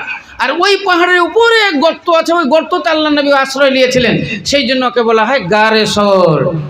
ওইখান করে দেখবেন বিরাট একটা পোস্টার লাগানো আছে। ওই পোস্টারে লেখা আছে সুকে উকাজ, মানে উকাজ বাজার। বাম সাইডে চলে যাবেন, দেখবেন একটা রাস্তা আছে হযরত ওমর ফারুকের রাস্তা। ওপরে লেখা আছে সাবিলে উমর, ওমর রাদিয়াল্লাহু তাআলা আনহুর রাস্তা। ওই রাস্তা থেকে বাম সাইডে যাবেন, দেখবেন একটা পাহাড় দেখতে পাবেন। ওই পাহাড়টার নাম হলো জেবালে নূর, ওর নাম হলো জেবালে নূর। ওই জেবালে নূরের উপরে কোরআন শরীফ নাজিল হয়েছিল। আল্লাহ নবী ওই গর্তের মধ্যে ছিলেন, যেই গর্তর নাম হলো হীরা গুহা। পাহাড়টার নাম হলো হীরা, ওর নাম হলো হীরা, আসলে ওর নাম হলো জেবালে নূর। আল্লাহ নবী ওইখানে ধ্যানে রত ছিলেন। আল্লাহ রাব্বুল আলামিনকে বলেছিলেন, আল্লাহ আমার উম্মতের জন্য তুমি বিধান দাও, আমার উম্মতের জন্য তুমি আইন দাও। আইন না হলে বেআইনি ভাবে আমার উম্মত চলতে পারবে না। বেআইনি ভাবে চললে এরা পথভ্রষ্ট হয়ে যাবে, বেআইনি ভাবে চললে এরা জাহান্নামে চলে যাবে, এরা শয়তানের পথে চলে যাবে। আল্লাহ তুমি এদের জন্য একটা আইন বই দাও, গাইড বই দাও। তাই আল্লাহ নবী ওই গাইড বইয়ের জন্য 6টি মহিনা ইবাদত বান্দেগি করেছিলেন ওই হীরা গুহায়। হীরা গুহাতে আল্লাহ নবী সাধনা করেছিলেন। সেইখান করে 6 মাস পর নাজিল হইয়াছিল জিবরাইল আলাইহিস সালাতু সালাম 30 পারা কোরআন নিয়ে। ইসলাম দরদি ভাইয়ের আমার, আল্লাহর নবীকে ওই নাজেল হই প্রথমে বলেছিলেন ইকরা ইকরা ইয়া মুহাম্মদ, মুহাম্মদ তুমি পড়ো। আল্লাহ নবী উত্তরে বলেছিলেন ওমা নবী কারি, আমি লেখাপড়া জানি না, আমি পড়তে জানি না, আমি কোনো স্কুলে পড়িনি, আমি কোনো কলেজে পড়ি নাই। কারণ আপনাকে আগেই বলেছি উম্মি নবীর আবির্ভাব আল্লাহ করলেন, যেই নবী লেখাপড়া করার জন্য কোনো স্কুলে যায়নি, কোনো কলেজে যায়নি, এই রকম নবীর আবির্ভাব আমি তোমাদের জন্য করলাম। তিনবার নবীকে চেপে ধরলেন, জিবরাইল বুকের সঙ্গে তিনবার চেপে ধরলেন, চেপে ধরার পর ছেড়ে দিয়ে বলেন ইকরা ইয়া মুহাম্মদ। এবার নবী আমার পড়তে লাগলেন ইকরা বিসমি রাব্বিকাল্লাযী খালাক, খালাকাল ইনসানা মিন আলাক। তাহলে আল্লাহ নবীর নবুয়তির প্রমাণ, আল্লাহ নবী যে নবী ছিলেন, আল্লাহ নবী যে রাসূল ছিলেন, তার প্রমাণ এখানে বিশাল একটা প্রমাণ। ইসলাম দরদি ভাইয়ের আমার, আজ থেকে নিয়ে 1450 বছর পূর্বে, 1500 বছর পূর্বে বলেন সৌদি আরবের অবস্থা কেমন ছিল, মক্কা নগরের অবস্থা কেমন ছিল, তায়েফ শহরের অবস্থা কেমন ছিল, মদিনার অবস্থা কেমন ছিল, হীরা গুহার অবস্থা কেমন ছিল, হীরা পাহাড়ের মানে অবস্থা কেমন ছিল, রাস্তাঘাটগুলো কেমন ছিল, কাবা শরীফ কেমন ছিল, মদিনাতুল মুনাওয়ারা কেমন ছিল, আপনারা ঠিক বুঝতে পারবেন।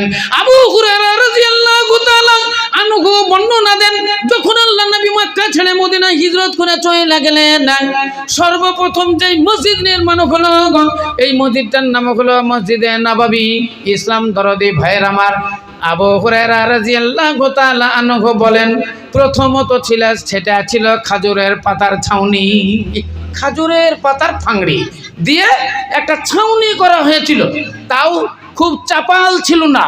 আবু হুরায়রা রাদিয়াল্লাহু তাআলা আনহু বলেন যখন সূর্য মাথার উপরে চলে আসতো, তখন সূর্যের তাপ মসজিদের ভিতরে পড়তো, কাঙ্কুরগুলো তেতে যেত, সেজদা করতে গিয়ে কপালে ছ্যাঁকা লাগতো, কপালে গরম হয়ে যেত ওই বালুগুলো, কাঙ্কুরগুলো। এইরকম ছিল অবস্থা। এখন গিয়া দেখুন গা সোনার মদিনা, ইসলাম দরদি ভাইয়ের আমার, আল্লাহর ঘর কাবা দেখবেন আত্মা ঠান্ডা হয়ে যাবে, কাবা শরীফ জিয়ারত করবেন আপনার আত্মা ঠান্ডা হয়ে যাবে, কাবা শরীফের তওয়াফ করবেন আপনার আত্মা ঠান্ডা হয়ে যাবে, কাবা শরীফে সালাত আদায় করবেন, নামাজ আদায় করবেন, আপনার আত্মা ঠান্ডা হয়ে যাবে, মদিনাতুল মুনাওয়ারায় যাবেন, আল্লাহ নবীর কবরের জিয়ারত করবেন, আল্লাহ নবীর কবর দেখবেন, রিয়াজুল জান্নাত দেখবেন। আল্লাহ নবী ইশারা করে বলেছেন এ সাহাবারা তোমরা কি রিয়াজুল জান্নাত দেখতে চাও? সাহাবারা বললেন হ্যাঁ ইয়া রাসূলুল্লাহ দেখব। আল্লাহ নবী ইশারা করে দিলেন হাদা রাউযাতুম মিন রিয়াজিল জান্নাত, আল্লাহ নবীর কবর যেখানে আছে ওটা হলো রিয়াজুল জান্নাত। মা বোনেরা খালারা, মহান আল্লাহ রাব্বুল আলামিন এই পৃথিবীতে আমাদের পাঠিয়েছেন আল্লাহর ইবাদত বندگির জন্য, আল্লাহর উপাসনা আরাধনা আমদসানার জন্য। অতএব আল্লাহর ইবাদত বندگি করতে হবে, আল্লাহকে সন্তুষ্ট রাখতে হবে, আল্লাহকে রাজি রাখতে হবে, তবে মহান আল্লাহ রাব্বুল আলামিন আমাদের প্রতি সন্তুষ্ট হবে না। আগে আপনাকে বলেছি দুটো জিনিস, একটা হলো নেকি আর একটা বদি, একটা হলো পাপ আর একটা পুণ্য। আসেন আপনাকে বলে দিই, পাপ করতে হয় না, পাপ এমনি হয়ে যায়, রাস্তায় চলতে চলতে পাপ হয়, কথা বলতে বলতে পাপ হয়, দেখতে দেখতে পাপ হয়। আপনারা বলবেন কেমন করে হয়? হ্যাঁ, রাস্তা চলতে চলতে দেখতে দেখতে পাপ হয়, কারণ হাদিসের ভিতরে লেখা আছে মানুষের চোখের গুনাহ হয়। এই চোখ যখন বেঈমানি করে, রাস্তায় চলতে চলতে যখন এদিকে সেদিকে নজর দেয়, বেনজরি যখন হইয়া যায়, তখন সেখানে চোখের গুনাহ হয়ে যায়। মানুষ কথা বলে, কথা বলতে বলতে গুনাহ হয়ে যায়, কথা বলতে বলতে পাপ হয়। যখন মানুষ মিথ্যা কথা বলে, অধিকাংশ যারা মোবাইল ব্যবহার করে, যুবক ছেলেরা যারা বড় বড় মোবাইল ব্যবহার করে, আমার মনে বলে 99টাই ছেলে মিথ্যা কথা বলে। একজন বন্ধু বলছে হ্যালো, বলে কি তোর যে আসার কথা ছিল মোহাম্মদপুরে মোড়ে, তুই কখন আসবি? বলে আমি চলে এসেছি, তুই আই না। অথচ ও বাড়িতেই আছে, ও বাড়িতেই বসে আছে, বলছে আমি মোহাম্মদপুরে চলে এসেছি, মোড়েই তো আছি, অথচ বাড়িতেই আছে। একটা উদাহরণ আপনাকে বললাম। তাহলে এই রকম মোবাইলে বহু ঝুট, বহু মিথ্যা কথা বলা হয়। এগুলা কিন্তু বলতে বলতে পাপ হয়। মুখে অশ্লীল ভাষা প্রয়োগ করলে গুনাহ হয়, মুখে বেজায় কথা বললে পাপ হয়। তাহলে অশ্লীল ভাষা আমরা কত বলি, আমরা কথায় কথায় কত গালাগালি করি, মানুষের মুখের গুনাহ হয়ে যায়। পা যখন বেচলন চলে যায় তখন পায়ের গুনাহ হইয়া যায়। হাত আল্লাহ সৃষ্টি করেছে কাম করার জন্য, কিছু কিছু জায়গাতে আল্লাহ হাত দিতে নিষেধ করেছে, ওই জায়গাগুলোতে হাত ব্যবহার করলে হাতের গুনাহ হইয়া যায়। তাহলে চলতে চলতে পাপ হয়, বলতে বলতে পাপ হয়, দেখতে দেখতে পাপ হয়। কিন্তু নেকির কাজ এমনি হয় না, নেকি করতে গেলে বড় কষ্ট হয়, নেকি করতে গেলে বড় মেহনত করতে হয়। যেমন উদাহরণস্বরূপ আপনাকে বলি, নামাজ পড়তে গেলে নেকি হয়, কিন্তু এমনি পশ্চিম দিকে আল্লাহু আকবার বলে দাঁড়িয়ে গেলে নামাজ হয় না। নামাজের জন্য প্রথমে 3টা শর্ত আছে, ভালো করে শুনেন। নামাজের জন্য প্রথমে 3টা শর্ত আছে। 1 নম্বর হলো শরীর পবিত্র, 2 নম্বর হলো জামা কাপড় পবিত্র, 3 নম্বর হলো জায়নামাজ পবিত্র। শরীরও পবিত্র থাকলে নামাজ হবে না, জামা কাপড় অপবিত্র হলে নামাজ হবে না, আর জায়নামাজ অপবিত্র থাকলে সালাত হইবে না। এই 3টা জিনিস প্রথম লাগবে। তারপরে আপনাকে ওযু করতে হবে, ওযু আপনাকে মুকাম্মাল সুন্দর করে করতে হবে। কামেল ওযু যদি না হয় আপনার সালাতও কামেল হইবে না। তাহলে সুন্দর করে ওযু করতে হবে, যেমন ওযুর নিয়মাবলী আছে ওই রকম করে ওযু করতে হবে। তাহলে ওযু করতে গেলে পুষ মাস মাঘ মাসের জাড়ে বড় কষ্ট হয়। বলেন তো, হাত ধোয়ার পরে যখন কান মশা করেন না, তখন কানে পানি দিতে গেলে গা শিহরে ওঠে। কানে পানি, হাতে পানি নিয়ে কানের ভিতরে ফুটেতে আঙ্গুল ভরতে হবে, তারপরে আবার এই গুলকি ঘুরিয়ে এই নিচ দিয়ে নিয়ে উপরে যেতে হবে। বলেন পুষ মাসের জাড়ে কেমন লাগবে? পৌষ মাস মাঘ মাসের জাড়ে মনে হয় যে পানি এমনি এমনি করে ঠেকিয়ে দিই, আবার কেউ এমনি করলে এমনি করে দেয়, কেউ টুপির উপরেই মেরে দেয়। ইসলাম দরদি ভাইয়ের আমার, তাহলে পৌষ মাস মাঘ মাসের জাড়ে উজু করতে বড় কষ্ট হয়। এই কষ্ট হয় বলে নেকি হয়। নামাজ পড়বেন, ফজরের নামাজ, মুয়াজ্জিন আযান দিচ্ছে আসসালাতু খায়রুম মিনান নাওম, উঠো গো তোমরা, উঠো জাগরণ করো, নিদ্রা হইতে তোমাদের নামাজ বেহতার, উঠো নামাজ পড়ো, ফজরের নামাজ পড়ো, ঘুমায়ো না আর ঘুমায়ো না, ঘুম চাইতে তোমাদের নামাজ ভালো। নামাজ পড়তে পারলেন না, ফজরের ওয়াক্তে নামাজে উঠতে গেলে বড় কষ্ট হয়। গরম বিছানা ছেড়ে দিয়ে ওই ঠান্ডা পানিতে উযু করে মসজিদে যাওয়া বড় কঠিন কাজ। তাহলে এ বড় কষ্ট হয়, কষ্ট হয় বলে নেকি হয়। তাহলে নামাজ পড়লে বড় কষ্ট হয়, তাই তো বড় নেকি হয়। মা বাপের সেবা করলে কষ্ট হয়। বলেন মা বাপের সেবা করা কি খুবই আসান? মা বাপের সেবা করা বড় কষ্টকর। ছোট বাচ্চা, একটা 1 মাস 2 মাসের ছেলে যদি হাতে পায়খানা করে দেয় কোনো অসুবিধা নেই, পেচ্ছাপ করে দেয় কোনো অসুবিধা নেই। আপনাদের ছেলে, আমরা তো বিদেশি লোক, আমি শহীদুর মোল্লা বলছি, উমরি সাহেব, কোনো ছেলে যদি 2 মাসের ছেলে আমার হাতে পায়খানা করে দেয়, তো আমি আপনার ছেলের পায়খানা নিয়ে বেড়াতে পারবো 1 ঘন্টা 2 ঘন্টা নিয়ে বেড়াবো, কোনো ব্যাপার নাই। আচ্ছা বলেন তো, আপনার বুড়ো 80 বছরের বাবা যদি পায়খানা করে দেয়, আপনি কি নিয়ে বেড়াতে পারবেন? আপনি কি দেখতে পারবেন? পারবেন না। তাহলে বোঝা গেল আল্লাহ রাব্বুল আলামিন বলেন, ওয়া কাযা রাব্বুকা আল্লা তা'বুদু ইল্লা ইয়্যাহু ওয়া বিল ওয়ালিদাইনি ইহসানা ইম্মা ইয়াবলুগান্না ইনদাকাল কিবারা আহাদুহুমা আও কিলাহুমা ফালা তাকুল লাহুমা উফফিন ওয়া লা তানহারহুমা ওয়া কুল লাহুমা কাওলান কারীমা। আল্লাহ রাব্বুল আলামিন বলেন, আমার ইবাদত বান্দেগি করার পর, আমার ফরিজ আদায় করার পর তোমাদের মাতা পিতার তোমরা সেবা করবে, মাতা পিতা তোমরা ভক্তি করবে, মাকে আম্মা জান বলে ডাকবে, আব্বাকে আব্বা জান বলে ডাকবে। আব্বাকে আব্বা জান বলে ডাকার মতো যত রকমের তোমার ক্যাপাসিটি আছে, আল্লাহ আব্বাকে সন্তুষ্ট রাখার জন্য যত রকমের তোমার বল আছে, তোমার মাকে সন্তুষ্ট রাখার জন্য তুমি যত রকমের সুন্দর ভাষা জানো, তোমার মাকে সন্তুষ্ট আনন্দ দেওয়ার জন্য তোমার কাছে যত রকমের সুন্দর ভাষা আছে, তুমি সেই ভাষাতে সেই জবানে তোমার মাকে ডাকো। তোমার মা যেন তোমার প্রতি রাজি হইয়া যায়। তোমার আব্বাকে আব্বা জান বলে ডাকবে, তোমার আব্বা সন্তুষ্ট হয়ে যাবে, তোমার মাকে আম্মজান বলে ডাকবে, মা তোমার উপরে সন্তুষ্ট হবে। তাই আল্লাহ রাব্বুল আলামিন বলেন, মাতা পিতার সেবা ভক্তি করলে নেকি হয়, কিন্তু মাতা পিতার সেবা ভক্তি করতে গেলে বড় কষ্ট হয়। 60 বছরের মা, 70 বছরের মা বিছানায় পড়ে আছে, আব্বা পড়ে আছে, পায়খানা করে দিয়েছে, পেচ্ছাব করে দিয়েছে। আপনি যেমন তার কোলে পেচ্ছাব করেছিলেন না, ওই রকমই ও বিছানায় পেচ্ছাব করেছেন। তাহলে মায়ের ওই পেচ্ছাব পরিষ্কার করলে নেকি হয়, আব্বার পায়খানা পরিষ্কার করলে নেকি হয়। কিন্তু এই পায়খানা পেচ্ছাব পরিষ্কার করতে গেলে বড় কষ্ট হয়। দাদি শুয়ে আছে, প্রতিদিনই ফজরের নামাজ পড়ে, ফজরের নামাজে দাদি জাগে উঠে, সেই দিন কিন্তু বেলা হয়ে যাচ্ছে আর উঠছে না। তো ওর মা বলছে, লাভলি দেখ তো তোর দাদি উঠছে না কেন, প্রতিদিন উঠে পড়ে, আজকে উঠছে না, ফজরের নামাজ কি পড়বে না? এই ঢুকলো, দাদির ঘরে ঢুকলো, তো দেখছে দাদি পায়খানা করেছে আর পেচ্ছাব করেছে, এমন পায়খানার গন্ধ, তো নাকটা ধরেছে, দাদি তো বলছে, দাদি উঠবে না, দাদি উঠবে না, কথাই বলছে না। গিয়ে ওর মাকে বলছে, মা দাদি কথা বলছে না, দাদির পায়খানা করেছে, গন্ধ কত, ঘরে ঢুকা যাচ্ছে না।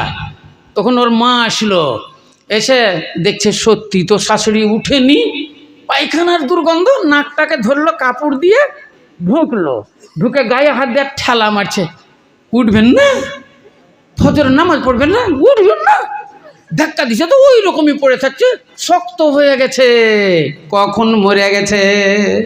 ইসলাম দরদি ভাইরা আমার, শাশুড়ি কখন মরে গেছে কেউ জানে না, বাড়ির বউ জানতে পারেনি, নাতি পোতা জানতে পারেনি, বেটারা জানতে পারেনি। বলেন জানবে কেমন করে? বৌমারা কেমন করে জানবে? বেটারা কেমন করে জানবে? বেটা থাকে দোতলার উপরে, মার্বেল বসানো এয়ার কন্ডিশন ঘর, ছাপ্পর খাটের ওপরে, গদির ওপরে বউ নিয়ে ঘুমায়, আর মাকে দিয়েছে ওই মহিষ জোগাতে। নিচে যে এক জোড়া বড় মোষ আছে, চোরে চুরি করে নিবে বলে একটা মাচান করে দিয়েছে, ওই মাচানে মা আর বাবা থাকে, মা অচেতন, বাবাও অচেতন। বলেন এরা মোষ জোগাবে আর ওরা এতে ওই ঘরে ঘুমাবে, এয়ার কন্ডিশন ঘরে ঘুমালে মা কখনো মইরা যাবে, বাবা মইরা যাবে, বলেন এদের খবর কেমন করে লইবে? জায়গা তো আলাদা, তৈরি করেছে বাবার টাকায়, বাবা জমিদার, 20 বিঘা 50 বিঘা জমির মালিক, হ্যাঁ, রেলের চাকরি করত, তারপরে হয়তো সরকারি চাকরি করতো, মাস্টার ডাক্তার, এখন বুড়ি হয়ে গেছে আর উপায় নাই। ইসলাম দরদি ভাইয়ের আমার, তাহলে মায়ের সেবা করলে বড় নেকি হয়, বাবার সেবা করলে বড় নেকি হয়, কিন্তু মা বাবার সেবা করতে গেলে বড় কষ্ট হয়, মা বাবার সেবা করতে গেলে বড় কষ্ট হয়। আজকাল যারা বড় লোক, যারা ধনী মানুষ, তারা মা বাবা বৃদ্ধা হয়ে গেলে বৃদ্ধাশ্রমে ফেলে দেয়, বৃদ্ধাশ্রমে দিয়ে দেয়। বৃদ্ধাশ্রমে কি হয়? বৃদ্ধাশ্রমে খাবার ভালো পাওয়া যায়, বৃদ্ধাশ্রমে শোয়ার জায়গা পাওয়া যায়, বৃদ্ধাশ্রমে যদি দেখা যায় দায় দাসী দেয়, তারা সেবা ভক্তি করে। কিন্তু বলেন তো কোনোদিন কি মা বলে ডাকে, কোনোদিন কি বাবা বলে ডাকে? একটা মেয়ে বুড়িয়া গেছে, বিশাল ধনী, তার ছেলেটাও চাকরি, মেয়েটা বিয়ে দিয়েছে, ছেলেটার বউটাও চাকরি, মেয়েটার বিয়ে দিয়েছে, মেয়েটাও চাকরি, জামাই বাবু সেও চাকরি। তাহলে বলেন বাড়িতে সবাই চাকরি, একজনা থাকে কলকাতা, একজনা থাকে দিল্লি, আর একজনা থাকে কোথায় কোথায়। এবার মার সেবা যত্ন কে করবে? তাই তো মাকে বৃদ্ধাশ্রমে ফেলে দিয়েছে। মায়ের জ্বর হয়েছে, সর্দি লেগেছে, ঠান্ডা লেগেছে, ফ্যান সা সা করে মাথার ওপরে ঘুরছে, কেউকে যদি বলছে ফ্যানটা বন্ধ করে দাও, আর একজন গিয়ে চালিয়ে দিচ্ছে, আর একজনে বলছে আমি প্রেসারের রুগী, আমার মাথায় আগুন ধরে যাচ্ছে, আর একজনে বলছে আমার গায়ে আগুন লেগে গেল, আমি তাড়াতাড়ি ভাই ফ্যান চালাও, মেশিন ওই ফ্যান চালিয়ে দিচ্ছে। আর এই বুড়ি খালি তুত্তর তুত্তর করে হালছে, বলার কেউ নাই। 1 মাস পরে ছুটি পেয়েছে, বড় ছেলে চলে এসেছে মাকে দেখার জন্য। ওই বৃদ্ধাশ্রমে গিয়ে বলছে, মা মা তুমি কেমন আছো? মা ডুকিরে কেঁদে উঠেছে, একবারে বুক ফাটা কান্না, হাউ মাউ করে কেঁদে উঠে থাকে, ছেলেটাকে বুকে চেপে ধরেছে। ছেলেটার বড় রাগ। তাহলে নিশ্চয়ই দায়েরা মায়ের সেবা করেনি, দাসীরা মায়ের সেবা করেনি। সবারই একটা করে দায় আছে। আমার মার জন্য দুটো আমি দায় দিয়েছি। মা আমার ডুকরে কেঁদে উঠেছে, বলছে মা তোমার কি সেবা হয়নি, তোমার কি যত্ন হয়নি, তোমাকে কি ওরা ভালো খেতে দিত না, তোমার কি জামা কাপড় ওরা পরিষ্কার করেনি? মেয়েটি বলছে বাবা আমাকে সব দিয়েছে, কিন্তু তারা আমাকে মা বলে ডাকেনি। তুমি আজকে 1 মাস পর 2 মাস পর আমাকে মা বলে ডেকেছ। আমার কলেজা ঠান্ডা হয়ে গেছে, আমার আত্মা ঠান্ডা হয়ে গেছে। আমাকে তুমি তাড়াতাড়ি নিয়ে চলো। এই বৃদ্ধাশ্রমে আমি থাকতে চাই না, আমি বৃদ্ধাশ্রমে থাকতে চাই না। আমার বাড়িতে আমি এমনি পড়ে থাকবো, খাবো না খাবো সেখানেই পড়ে থাকবো। আমি বৃদ্ধাশ্রমে থাকতে চাই না।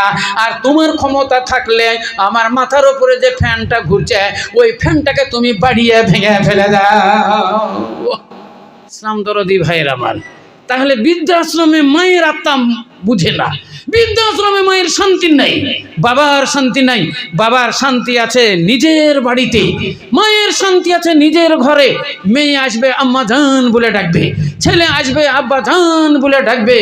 দাদি ছোট ছোট নাতি পোতারা আসবে, কেউ দাদি বলে ডাকবে, কেউ নানি বলে ডাকবে। নানি বলে ডাকবে, মনটা কত বড় হয়ে যাবে। দাদি বলে ডাকবে, বুবু জান বলে ডাকবে, কত মন ঠান্ডা হবে। একজন মেয়ে আসবে আম্মা জান বলে ডাকবে, আর একজন ছেলে আসবে আব্বা জান বলে ডাকবে।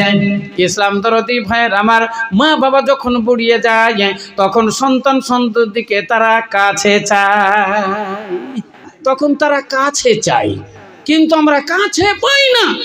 যত উচ্চ র্যাঙ্কের শিক্ষিত ততই দূর, যত দেখবেন মূর্খ আর যত গরিব ততই কাছে। এরা বাপ মা ছেড়ে দূরে যাবে না। আর চাকরিওয়ালা যত ডাক্তার মাস্টার তারা তো থাকবে না, তখন বড় বড় জায়গাতে তারা চলে যাবে, পোস্টিং তাদের লাখ লাখ টাকা বেতন। কি করবে বলেন? তাই বলছেন বাবা আমরা ওসব চাই না, আমরা চাই একটু আব্বা জান বলে ডাকুক, একটু আম্মা জান বলে ডাকুক, ছেলে পিলে আসুক, একটু কোলে নিব, আমাদের মন শান্তি হয়ে যাবে। যাক ভাইয়ের আমার, তাহলে মা বাবার সেবা করলে নেকি হয়, কিন্তু মাতা পিতার সেবা করতে গেলে বড় কষ্ট হয়। রমজান মাহিনার রোজা রাখলে বড় নেকি হয়, কিন্তু বলেন তো কেমন করতে হয়?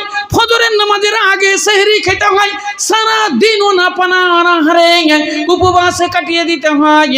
ওই আজানের দিকে তাকাতে হয়, কখন মাগরিবের আজান হবে, কখন মাগরিবের আজান হবে।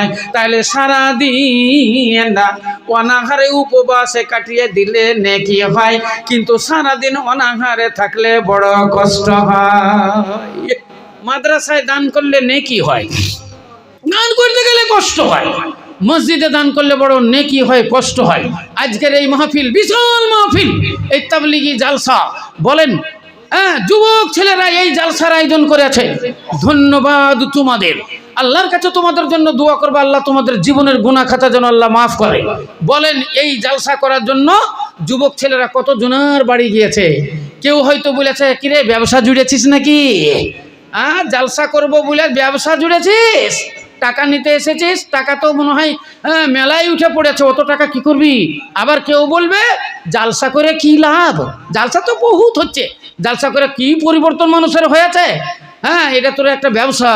কেউ হয়তো বলেছে 1 কেজি চাল নিয়ে যা, তো ওর কাছে বলছে না তোমাকে 500 টাকা লাগবে, বলে না 50 টাকা নিয়ে যা। মেলা রকমের কথা। তাহলে এই জালসার জন্য কত কথা শুনতে হয়েছে, এই জালসার জন্য কত মেহনত করতে হয়েছে, কষ্ট করতে হয়েছে। এই কষ্ট করতে হয়েছে বলে নেকি হয়েছে। ইসলাম দরদি ভাইয়ের আমার দিনের রাসূল সরকারে দো আলম বলেছেন পৃথিবীতে 2টো রিয়াজুল জান্নাত আছে, আল মসজিদ ও রওজাতুম মিন রিয়াজিল জান্নাহ, মসজিদ জান্নাতের বাগিচা, জান্নাতের বাগান। আর যেই মাহফিলে কোরআনের বাণী পরিবেশনা হয়, হাদিসের বাণী পরিবেশনা হয়, হুয়া রওজাতুম মিন রিয়াজিল জান্নাহ, সেটাও হলো জান্নাতের বাগিচা, সেটাও হলো জান্নাতের বাগান। আজকে এই মাহফিলটা হলো রিয়াজুল জান্নাত। সকলেই বলেন একবার আলহামদুলিল্লাহ। নবীজি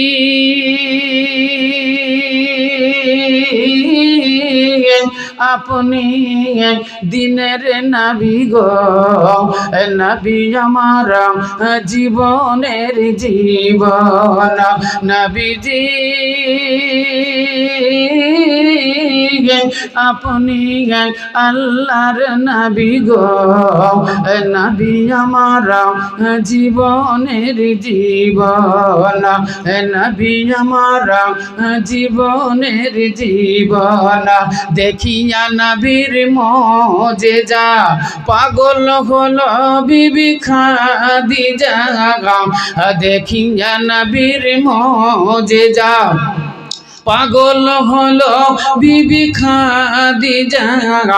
এসো পিয়া দিল তার, এসো পিয়া দিল তার জীবন যৌবন, নবী আমার জীবনের জীবন, নবীজি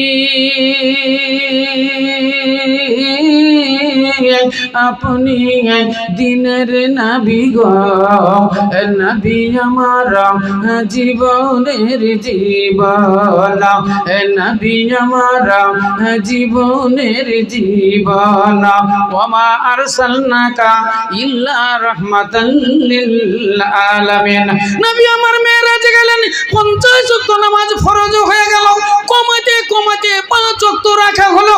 আল্লাহ বললেন নবী গো 5 ওয়াক্ত নামাজ আদায় করবেন, 5 ওয়াক্ত সালাত দিয়ে আদায় করবেন, আমি 50 ওয়াক্ত নামাজের সমান তার নামায়ে আমলে আমি নেকি লেখা দিব, তার নামায়ে আমলে আমি নেকি লেখা দিব।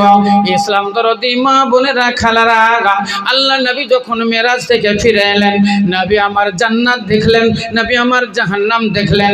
জান্নাতের সুখ দেখে আল্লাহ নবী খুব আনন্দিত হলেন। এবার জিবরাইলকে বললেন, জিবরাইল আল্লাহ নবীকে জাহান্নামটা দর্শন কইরা দাও। নবী আমার জাহান্নাম দর্শন করতে গেলেন। জাহান্নামের আযাব, জাহান্নামের গজব, জাহান্নামের কষ্ট দেখে নবী আমার ডুকরে ডুকরে কাঁদলেন। কেঁদে কেঁদে সেখান থেকে আল্লাহ নবী দুনিয়াতে চলে এলেন। সাহাবাদের জমা করলেন, সাহাবাদেরকে জান্নাতের ওয়াজ শোনালেন। সাহাবারা জান্নাতের ওয়াজ শুনে খুব আনন্দিত হয়ে গেল। আল্লাহ নবী এবার জাহান্নামের ওয়াজ শোনালেন। জাহান্নামের ওয়াজ শুনে সাহাবারা ডুকরে ডুকরে কাঁদলেন, ডুকরে ডুকরে কাঁদলেন। আল্লাহ নবীর মনের মধ্যে তৃপ্তি আইল না। মেয়েদের মাহফিলে চলে গেলেন, মেয়েদেরকে গিয়ে জান্নাতের ওয়াজ শোনালেন। মেয়েরা জান্নাতের ওয়াজ শুনে বড় আনন্দিত হয়ে গেল, খুব খুশি হয়ে গেল। এবার নবী আমার জাহান্নামের ওয়াজ আরম্ভ করলেন। জাহান্নামের মধ্যে যারা বেপরদা চলেছিল, যারা বেচলন চলেছিল, ব্যভিচারিণী মেয়ে যারা ছিল, দুনিয়াতে যারা দায়ুস ছিল, তাদের ওয়াজ নবী আমার শুরু করলেন। এবার ডুকরে ডুকরে মেয়েরা কাঁদতে লাগলো, ইয়া রাসূলুল্লাহ, ইয়া হাবিবাল্লাহ, আমাদের কি হবে, আমাদের কি হবে, আমরা কেমন করে বাঁচবো, কেমন করে বাঁচবো, ওই জাহান্নামের আগুন হইতে আমরা কেমন করে বাঁচবো। আল্লাহ নবী বললেন, এ মহিলার দলেরা, তোমরা পর্দা পুশিদায় থাকো। আল্লাহ নবী ছেলেদেরকে ওয়াজ শোনালেন, আল্লাহর কোরআনের বাণী শুনিয়ে দিলেন।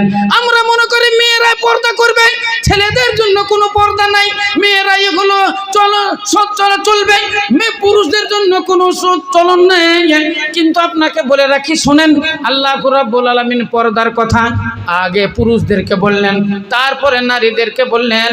আল্লাহ কোরআন শরীফের মধ্যে বলেন, ওয়া কুল্লিল মুমিনিনা ইয়াগুসসুনা বিআবসারিহিম ওয়া ইয়াহফাযু ফুরুজাহুম।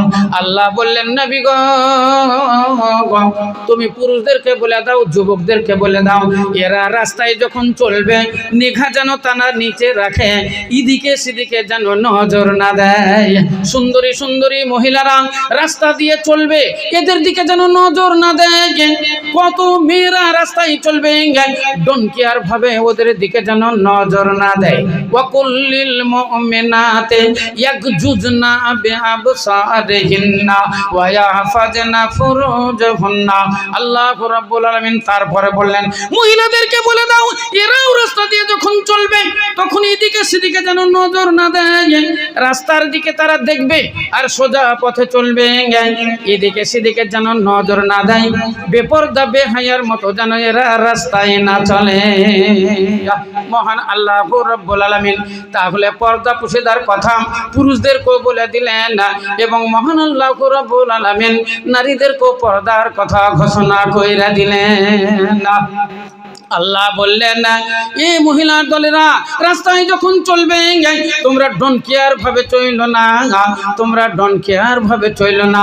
আল্লাহ রাসূল বললেন, আদ-দাইয়ুস লা ইয়াদখুলুল জান্নাহ, যারা দাইয়ুস হবে তারা জান্নাত পাওয়া দূরের কথা, এরা জান্নাতের খুশবু পর্যন্ত পাইবে না। নবী যখন ওয়াজ করলেন মেয়েরা তখন কাঁদতে কাঁদতে কিছু মেয়ে দাঁড়িয়ে গেল। এরা বলতে লাগলো, ইয়া রাসূলুল্লাহ, আমরা গই গাঁয়ের মেয়ে, আমরা পল্লীর গাঁয়ের মেয়ে, আমরা বাজারে মেয়ে নই। আপনি যত ওয়াজ করলেন এত ওয়াজ আমাদের মনে থাকবে না। মোটামুটির ওপরে দু চারটা কথা বলেন যেটা আমরা মেনে চলবো, আমরা জান্নাত পেয়ে যাব, আমরা জাহান্নাম থেকে বেঁচে যাব। আল্লাহ নবী বললেন, এ মহিলার দলেরা তাহলে তোমরা চারটা কাজ করিও। আল-মারআতু ইযা সাল্লাত খামসাহা ওয়া সামাত সাহরাহা ওয়া আহসানাত ফারজাহা ওয়া আতাত বালাহা আইয়াদখুলাল জান্নাতা বিআবওয়াবিন শাআ। যেই নারী পাঞ্জেগানা নামাজও পড়িবে, যেই নারী পাঞ্জেগানা নামাজও পড়িবে, আর যে রমজান মাসের রোজাও রাখিবে, আর যে ইজ্জতের রাখিবে খেয়াল, আর যে স্বামীর সেবা করে চিরকাল, এই যত নারী যাইবে জান্নাতে, এই সব যত নারী যাইবে জান্নাতে, এ জান্নাতে রহিবে তারা আনন্দের সাথে। আল্লাহ নবী বলেন, এই মহিলার দলেরা বেশি কথা যদি তোমাদের মনে না থাকে তাহলে তোমরা চারটা কাজ করিও। এক নম্বর হলো তোমরা 5 ওয়াক্ত নামাজ আদায় করিও। 2 নম্বর হলো পবিত্র রমজান মহিনা এলে আল্লাহর সন্তুষ্টি লাভের জন্য ভরা একটি মাস তোমরা সিয়াম পালন করিও। নিজের ইজ্জতের হেফাজত করো, স্বামী ভক্তি করো, স্বামী সেবা করো, স্বামীকে চোখ রাঙারাঙি করিও না, স্বামীকে ছোঁড়া বলে গাল দিও না, অশ্লীল ভাষাতে স্বামীকে গালিগালাজ করিও না, কারণ এগুলো তোমার মাথার মুকুট, এগুলো তোমার পরকালের সাথী, এর পায়ে তলে তোমার জান্নাত। খুব সাবধানে চলবে, খুব সাবধানে চলবে, খবরদার বেপরদা বেহায়াই চলবে না।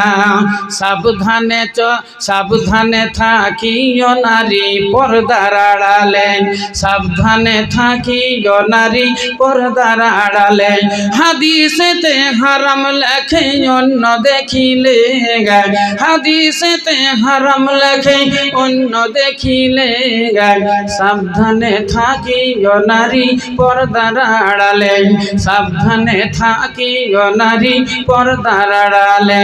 শোনো নারী হাদিসের বাণী,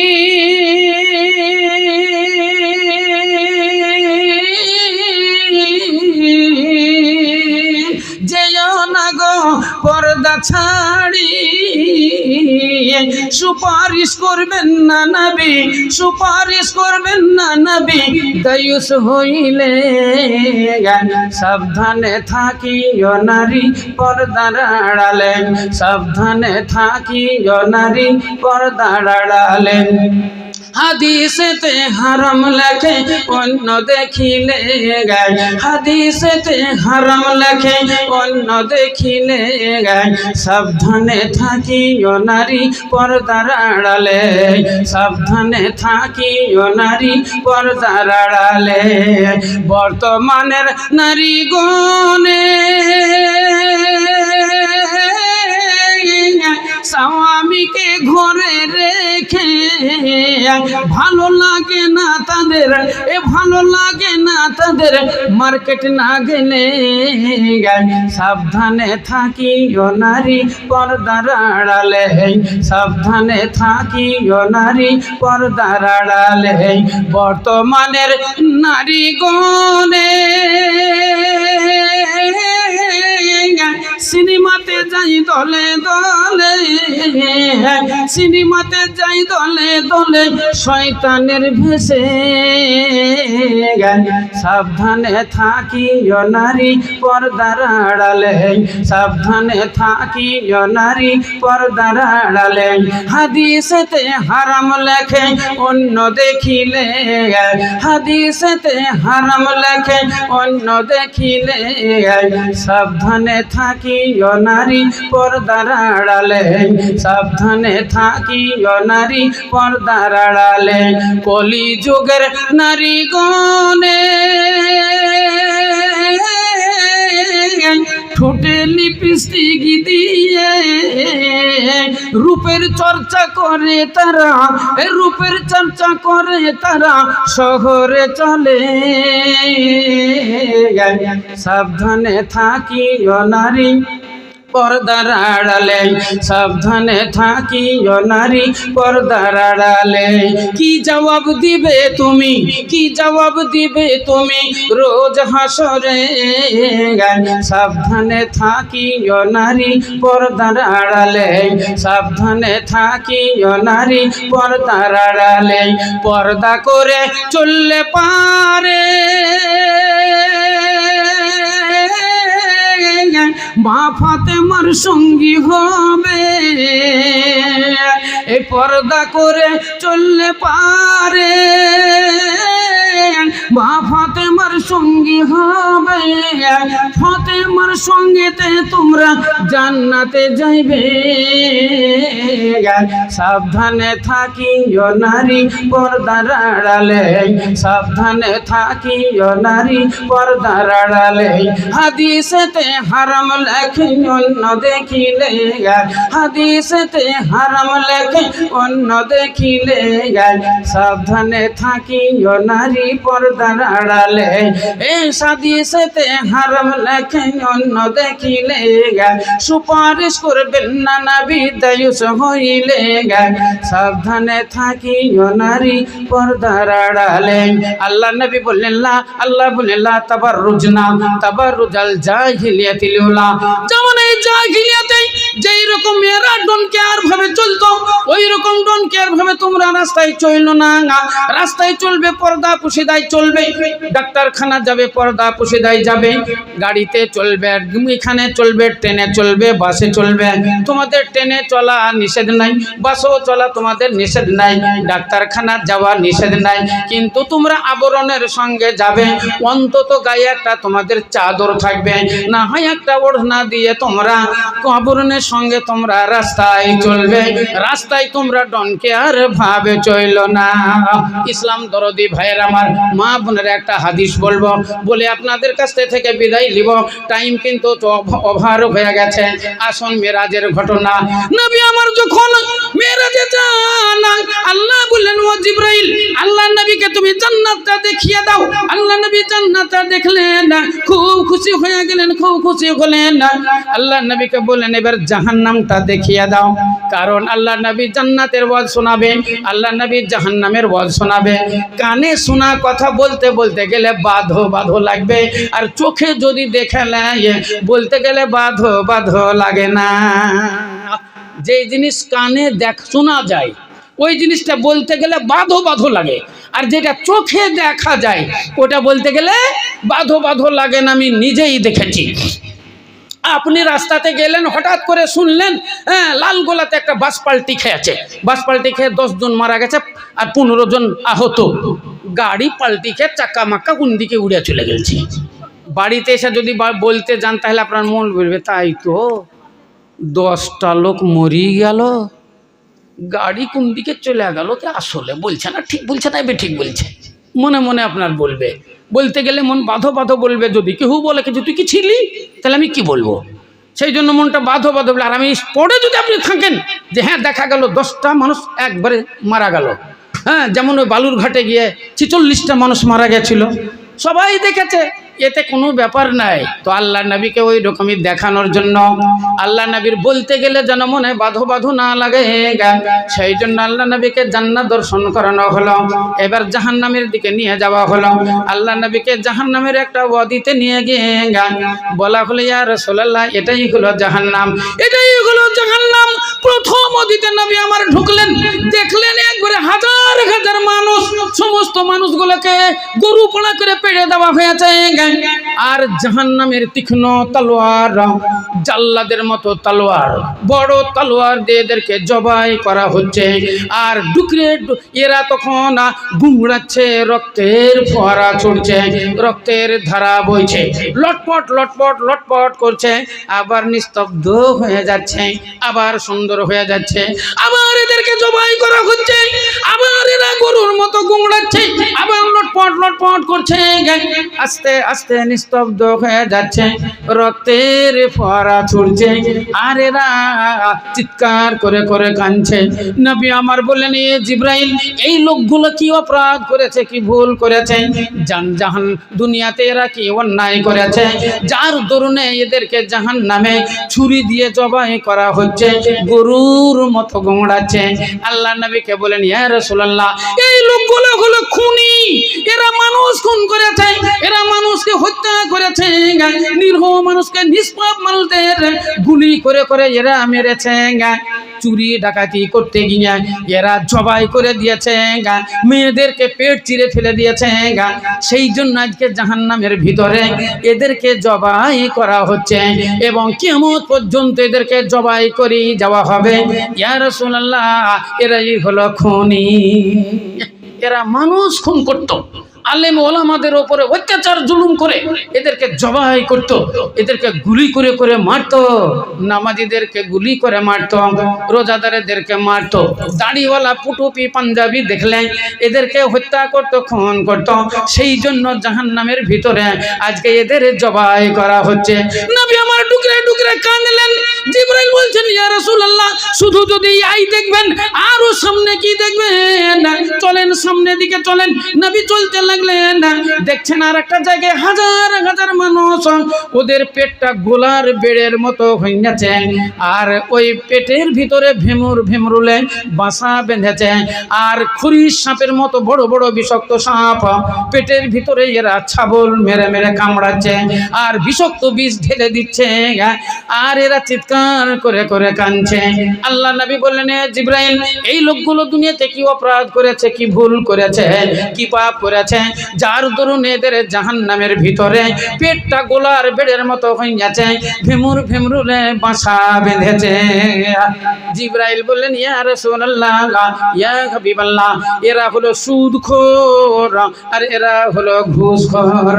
দুনিয়াতে সুদ খেয়েছে, ঘুষ খেয়েছে, পেট মোটা করেছে, আর গরিব শ্রেণীর মানুষের উপরে বড় অত্যাচার জুলুম করেছে, তাই তো আজকে এদের পেটটা গোলার বেড়ের মতো হয়ে গেছে। নবী আমার কাঁদলেন, খুব কাঁদলেন। জিবরাইল বলছেন, ইয়া রাসূলুল্লাহ, সামনে চলুন, শুধু কি এটাই দেখবেন না, আর দেখবেন না? আল্লাহ নবী চলতে লাগলেন, যেতে যেতে দেখলেন এক জায়গাতে কিছু মেয়ে উপর দিকে ওদের পা করে, নিচে দিকে মাথা করে মেয়েগুলোকে ঝুলিয়ে দেওয়া হয়েছে, আর জীবটাকে টেনে জাহান্নামের সঙ্গে পেরেক মেরে দেওয়া হয়েছে, আর নিচে আগুন জ্বালিয়ে দেওয়া হয়েছে। চড়বড় চড়বড় করে মুরগি পোড়ার মতো মেয়েগুলো পুড়ছে, এত চিৎকার করছে, এত চিৎকার করছে, গোটা জাহান্নাম হুলস্থুল রয়েছে, জাহান্নাম হুলস্থুল রয়েছে। আল্লাহ নবী বলেন, এ জিবরাইল, এই মেয়েগুলো কারা? এরা কি অপরাধ করেছে, কি ভুল করেছে, যার দরুনে জাহান্নামের ভিতরে এদের এই রকম শাস্তি দেওয়া হচ্ছে? জিবরাইল বললেন, ইয়া রাসূলুল্লাহ, এই মেয়েগুলো হলো দায়ুস, আদ-দায়ুস লা ইয়াদখুলুল জান্নাহ। আল্লাহ নবী বললেন, দায়ুস যারা হবে তারা জান্নাত পাওয়া দূরের কথা, এরা জান্নাতের খুশবু পর্যন্ত পাইবে না। আল্লাহ নবী বকে বললেন, ইয়া রাসূলুল্লাহ, এরা হলো দায়ুস। এরা রাস্তায় যখন চলতো, ডনকিয়ার ভাবে চলতো, চলতো, রাস্তায় চলতো, এদের পেট পিঠে উদাম থাকতো, রাস্তায় চলতো, এরা মাথায় কাপড় দিত না, পুরুষকে কেয়ার করতো না, পুরুষের সামনে দিয়ে দমদম করে এরা হেঁটে যেত, এদের সঙ্গে প্রতিবাদ করার ক্ষমতা ছিল না। আল্লাহ নবী বললেন, ইয়া জিবরাইল, এই মেয়েগুলো দাইয়স। বলে হ্যাঁ, এই মেয়েগুলো হলো দাইয়স। আর দাইয়স লা ইয়াদখুলুল জান্নাহ। নবী খুব সেখানে কাঁদলেন। জিবরাইল বলেন, ইয়া রাসূলুল্লাহ, সামনে চলুন। আরো সামনে চলতে লাগলেন। যেতে যেতে দেখা হলো এক জায়গাতে বহু পুরুষ যুবক ছেলেরা, বহু পুরুষের দল, আর অনেক জায়গায় অনেকই মেয়ের দল। সেইখান করে তারা আল্লাহর আযাবে গ্রেফতার হয়ে আছে। জাহান্নামের আগুনে তারা দাউ দাউ করে জ্বলছে, জাহান্নামের আগুনে তারা পুড়ছে। আর জাহান্নামের পুরুষ এসে তাদের সঙ্গে অবাধ মিলন ঘটাচ্ছে। মেয়েরা চিৎকার করে করে কাঁদছে। আল্লাহর নবী বললেন, ইয়া জিবরাইল, এই মেয়েগুলো কি ভুল করেছে? এরা দুনিয়াতে কি অপরাধ করেছে? জিবরাইল বললেন, ইয়া রাসূলুল্লাহ, ইয়া হাবিবাল্লাহ, এই মেয়েগুলো হলো ফাহিশা মেয়ে। এরা 100 টাকার বিনিময়ে, 500 টাকার বিনিময়ে, 1000 5000 টাকার বিনিময়ে এরা দেহদান করেছে। সেই জন্য আজকে এই জাহান্নামের ভিতরে এইভাবে জাহান্নামের আযাবে তারা গ্রেফতার আছে।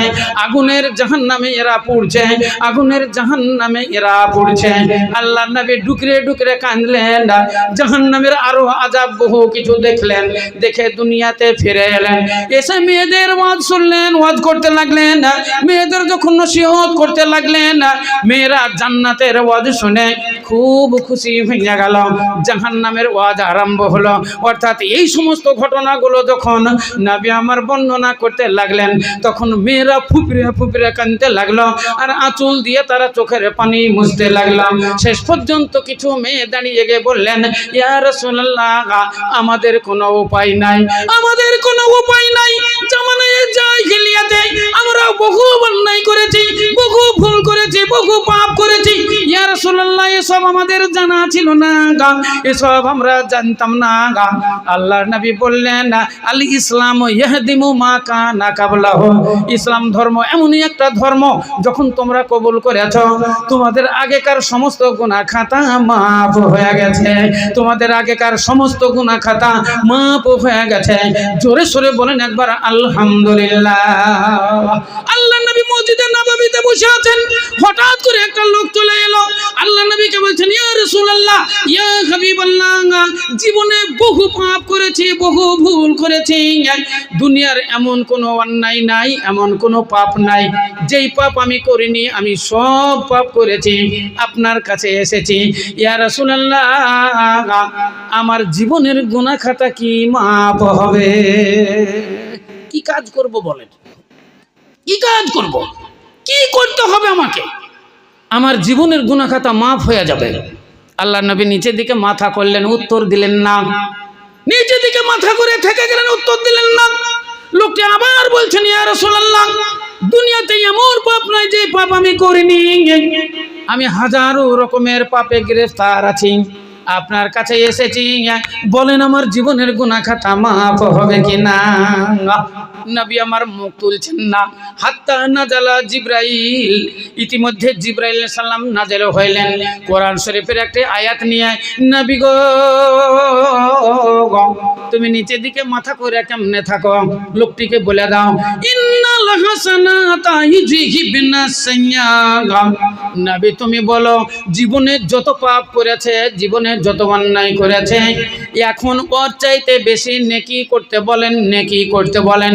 ইন্নাল হাসানাতা ইউযহিবনাস সাইয়্যাত, নিশ্চয়ই যখন নেকি বেশি হয়ে যাবে, জীবনের গুনাহ খাতা মাফ হয়ে যাবে। নারায়ে তাকবীর, লিল্লাহি তাকবীর। ও গো আল্লাহ মেহেরবান, আমি গাহি যে তোমার গান। ও গো আল্লাহ মেহেরবান, আমি গাহি যে তোমার গান। তুমি আমায় রিজিক দিয়ে বাঁচায়াছ প্রাণ আল্লাহ মেহেরবান আমি গাহি যে তোমার গান ও গো আল্লাহ মেহেরবান আমি গাহি যে তোমার গান রূপে ভরা দুনিয়াটা দেখতে কত ভালো দেখিব যে তাই চোখে তুমি দিলে নয়নালো রূপে ভরা দুনিয়াটা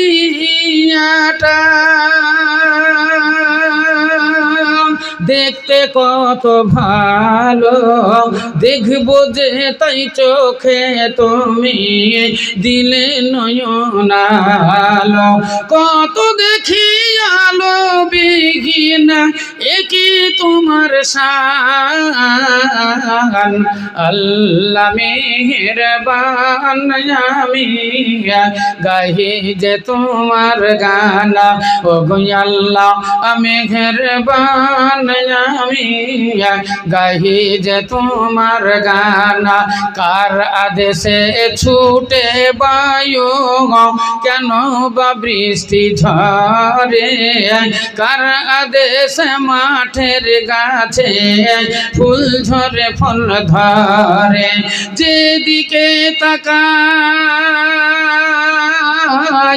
আমি যেদিকে তাকাই দেখি তোমার মহিমা বিদ্যমান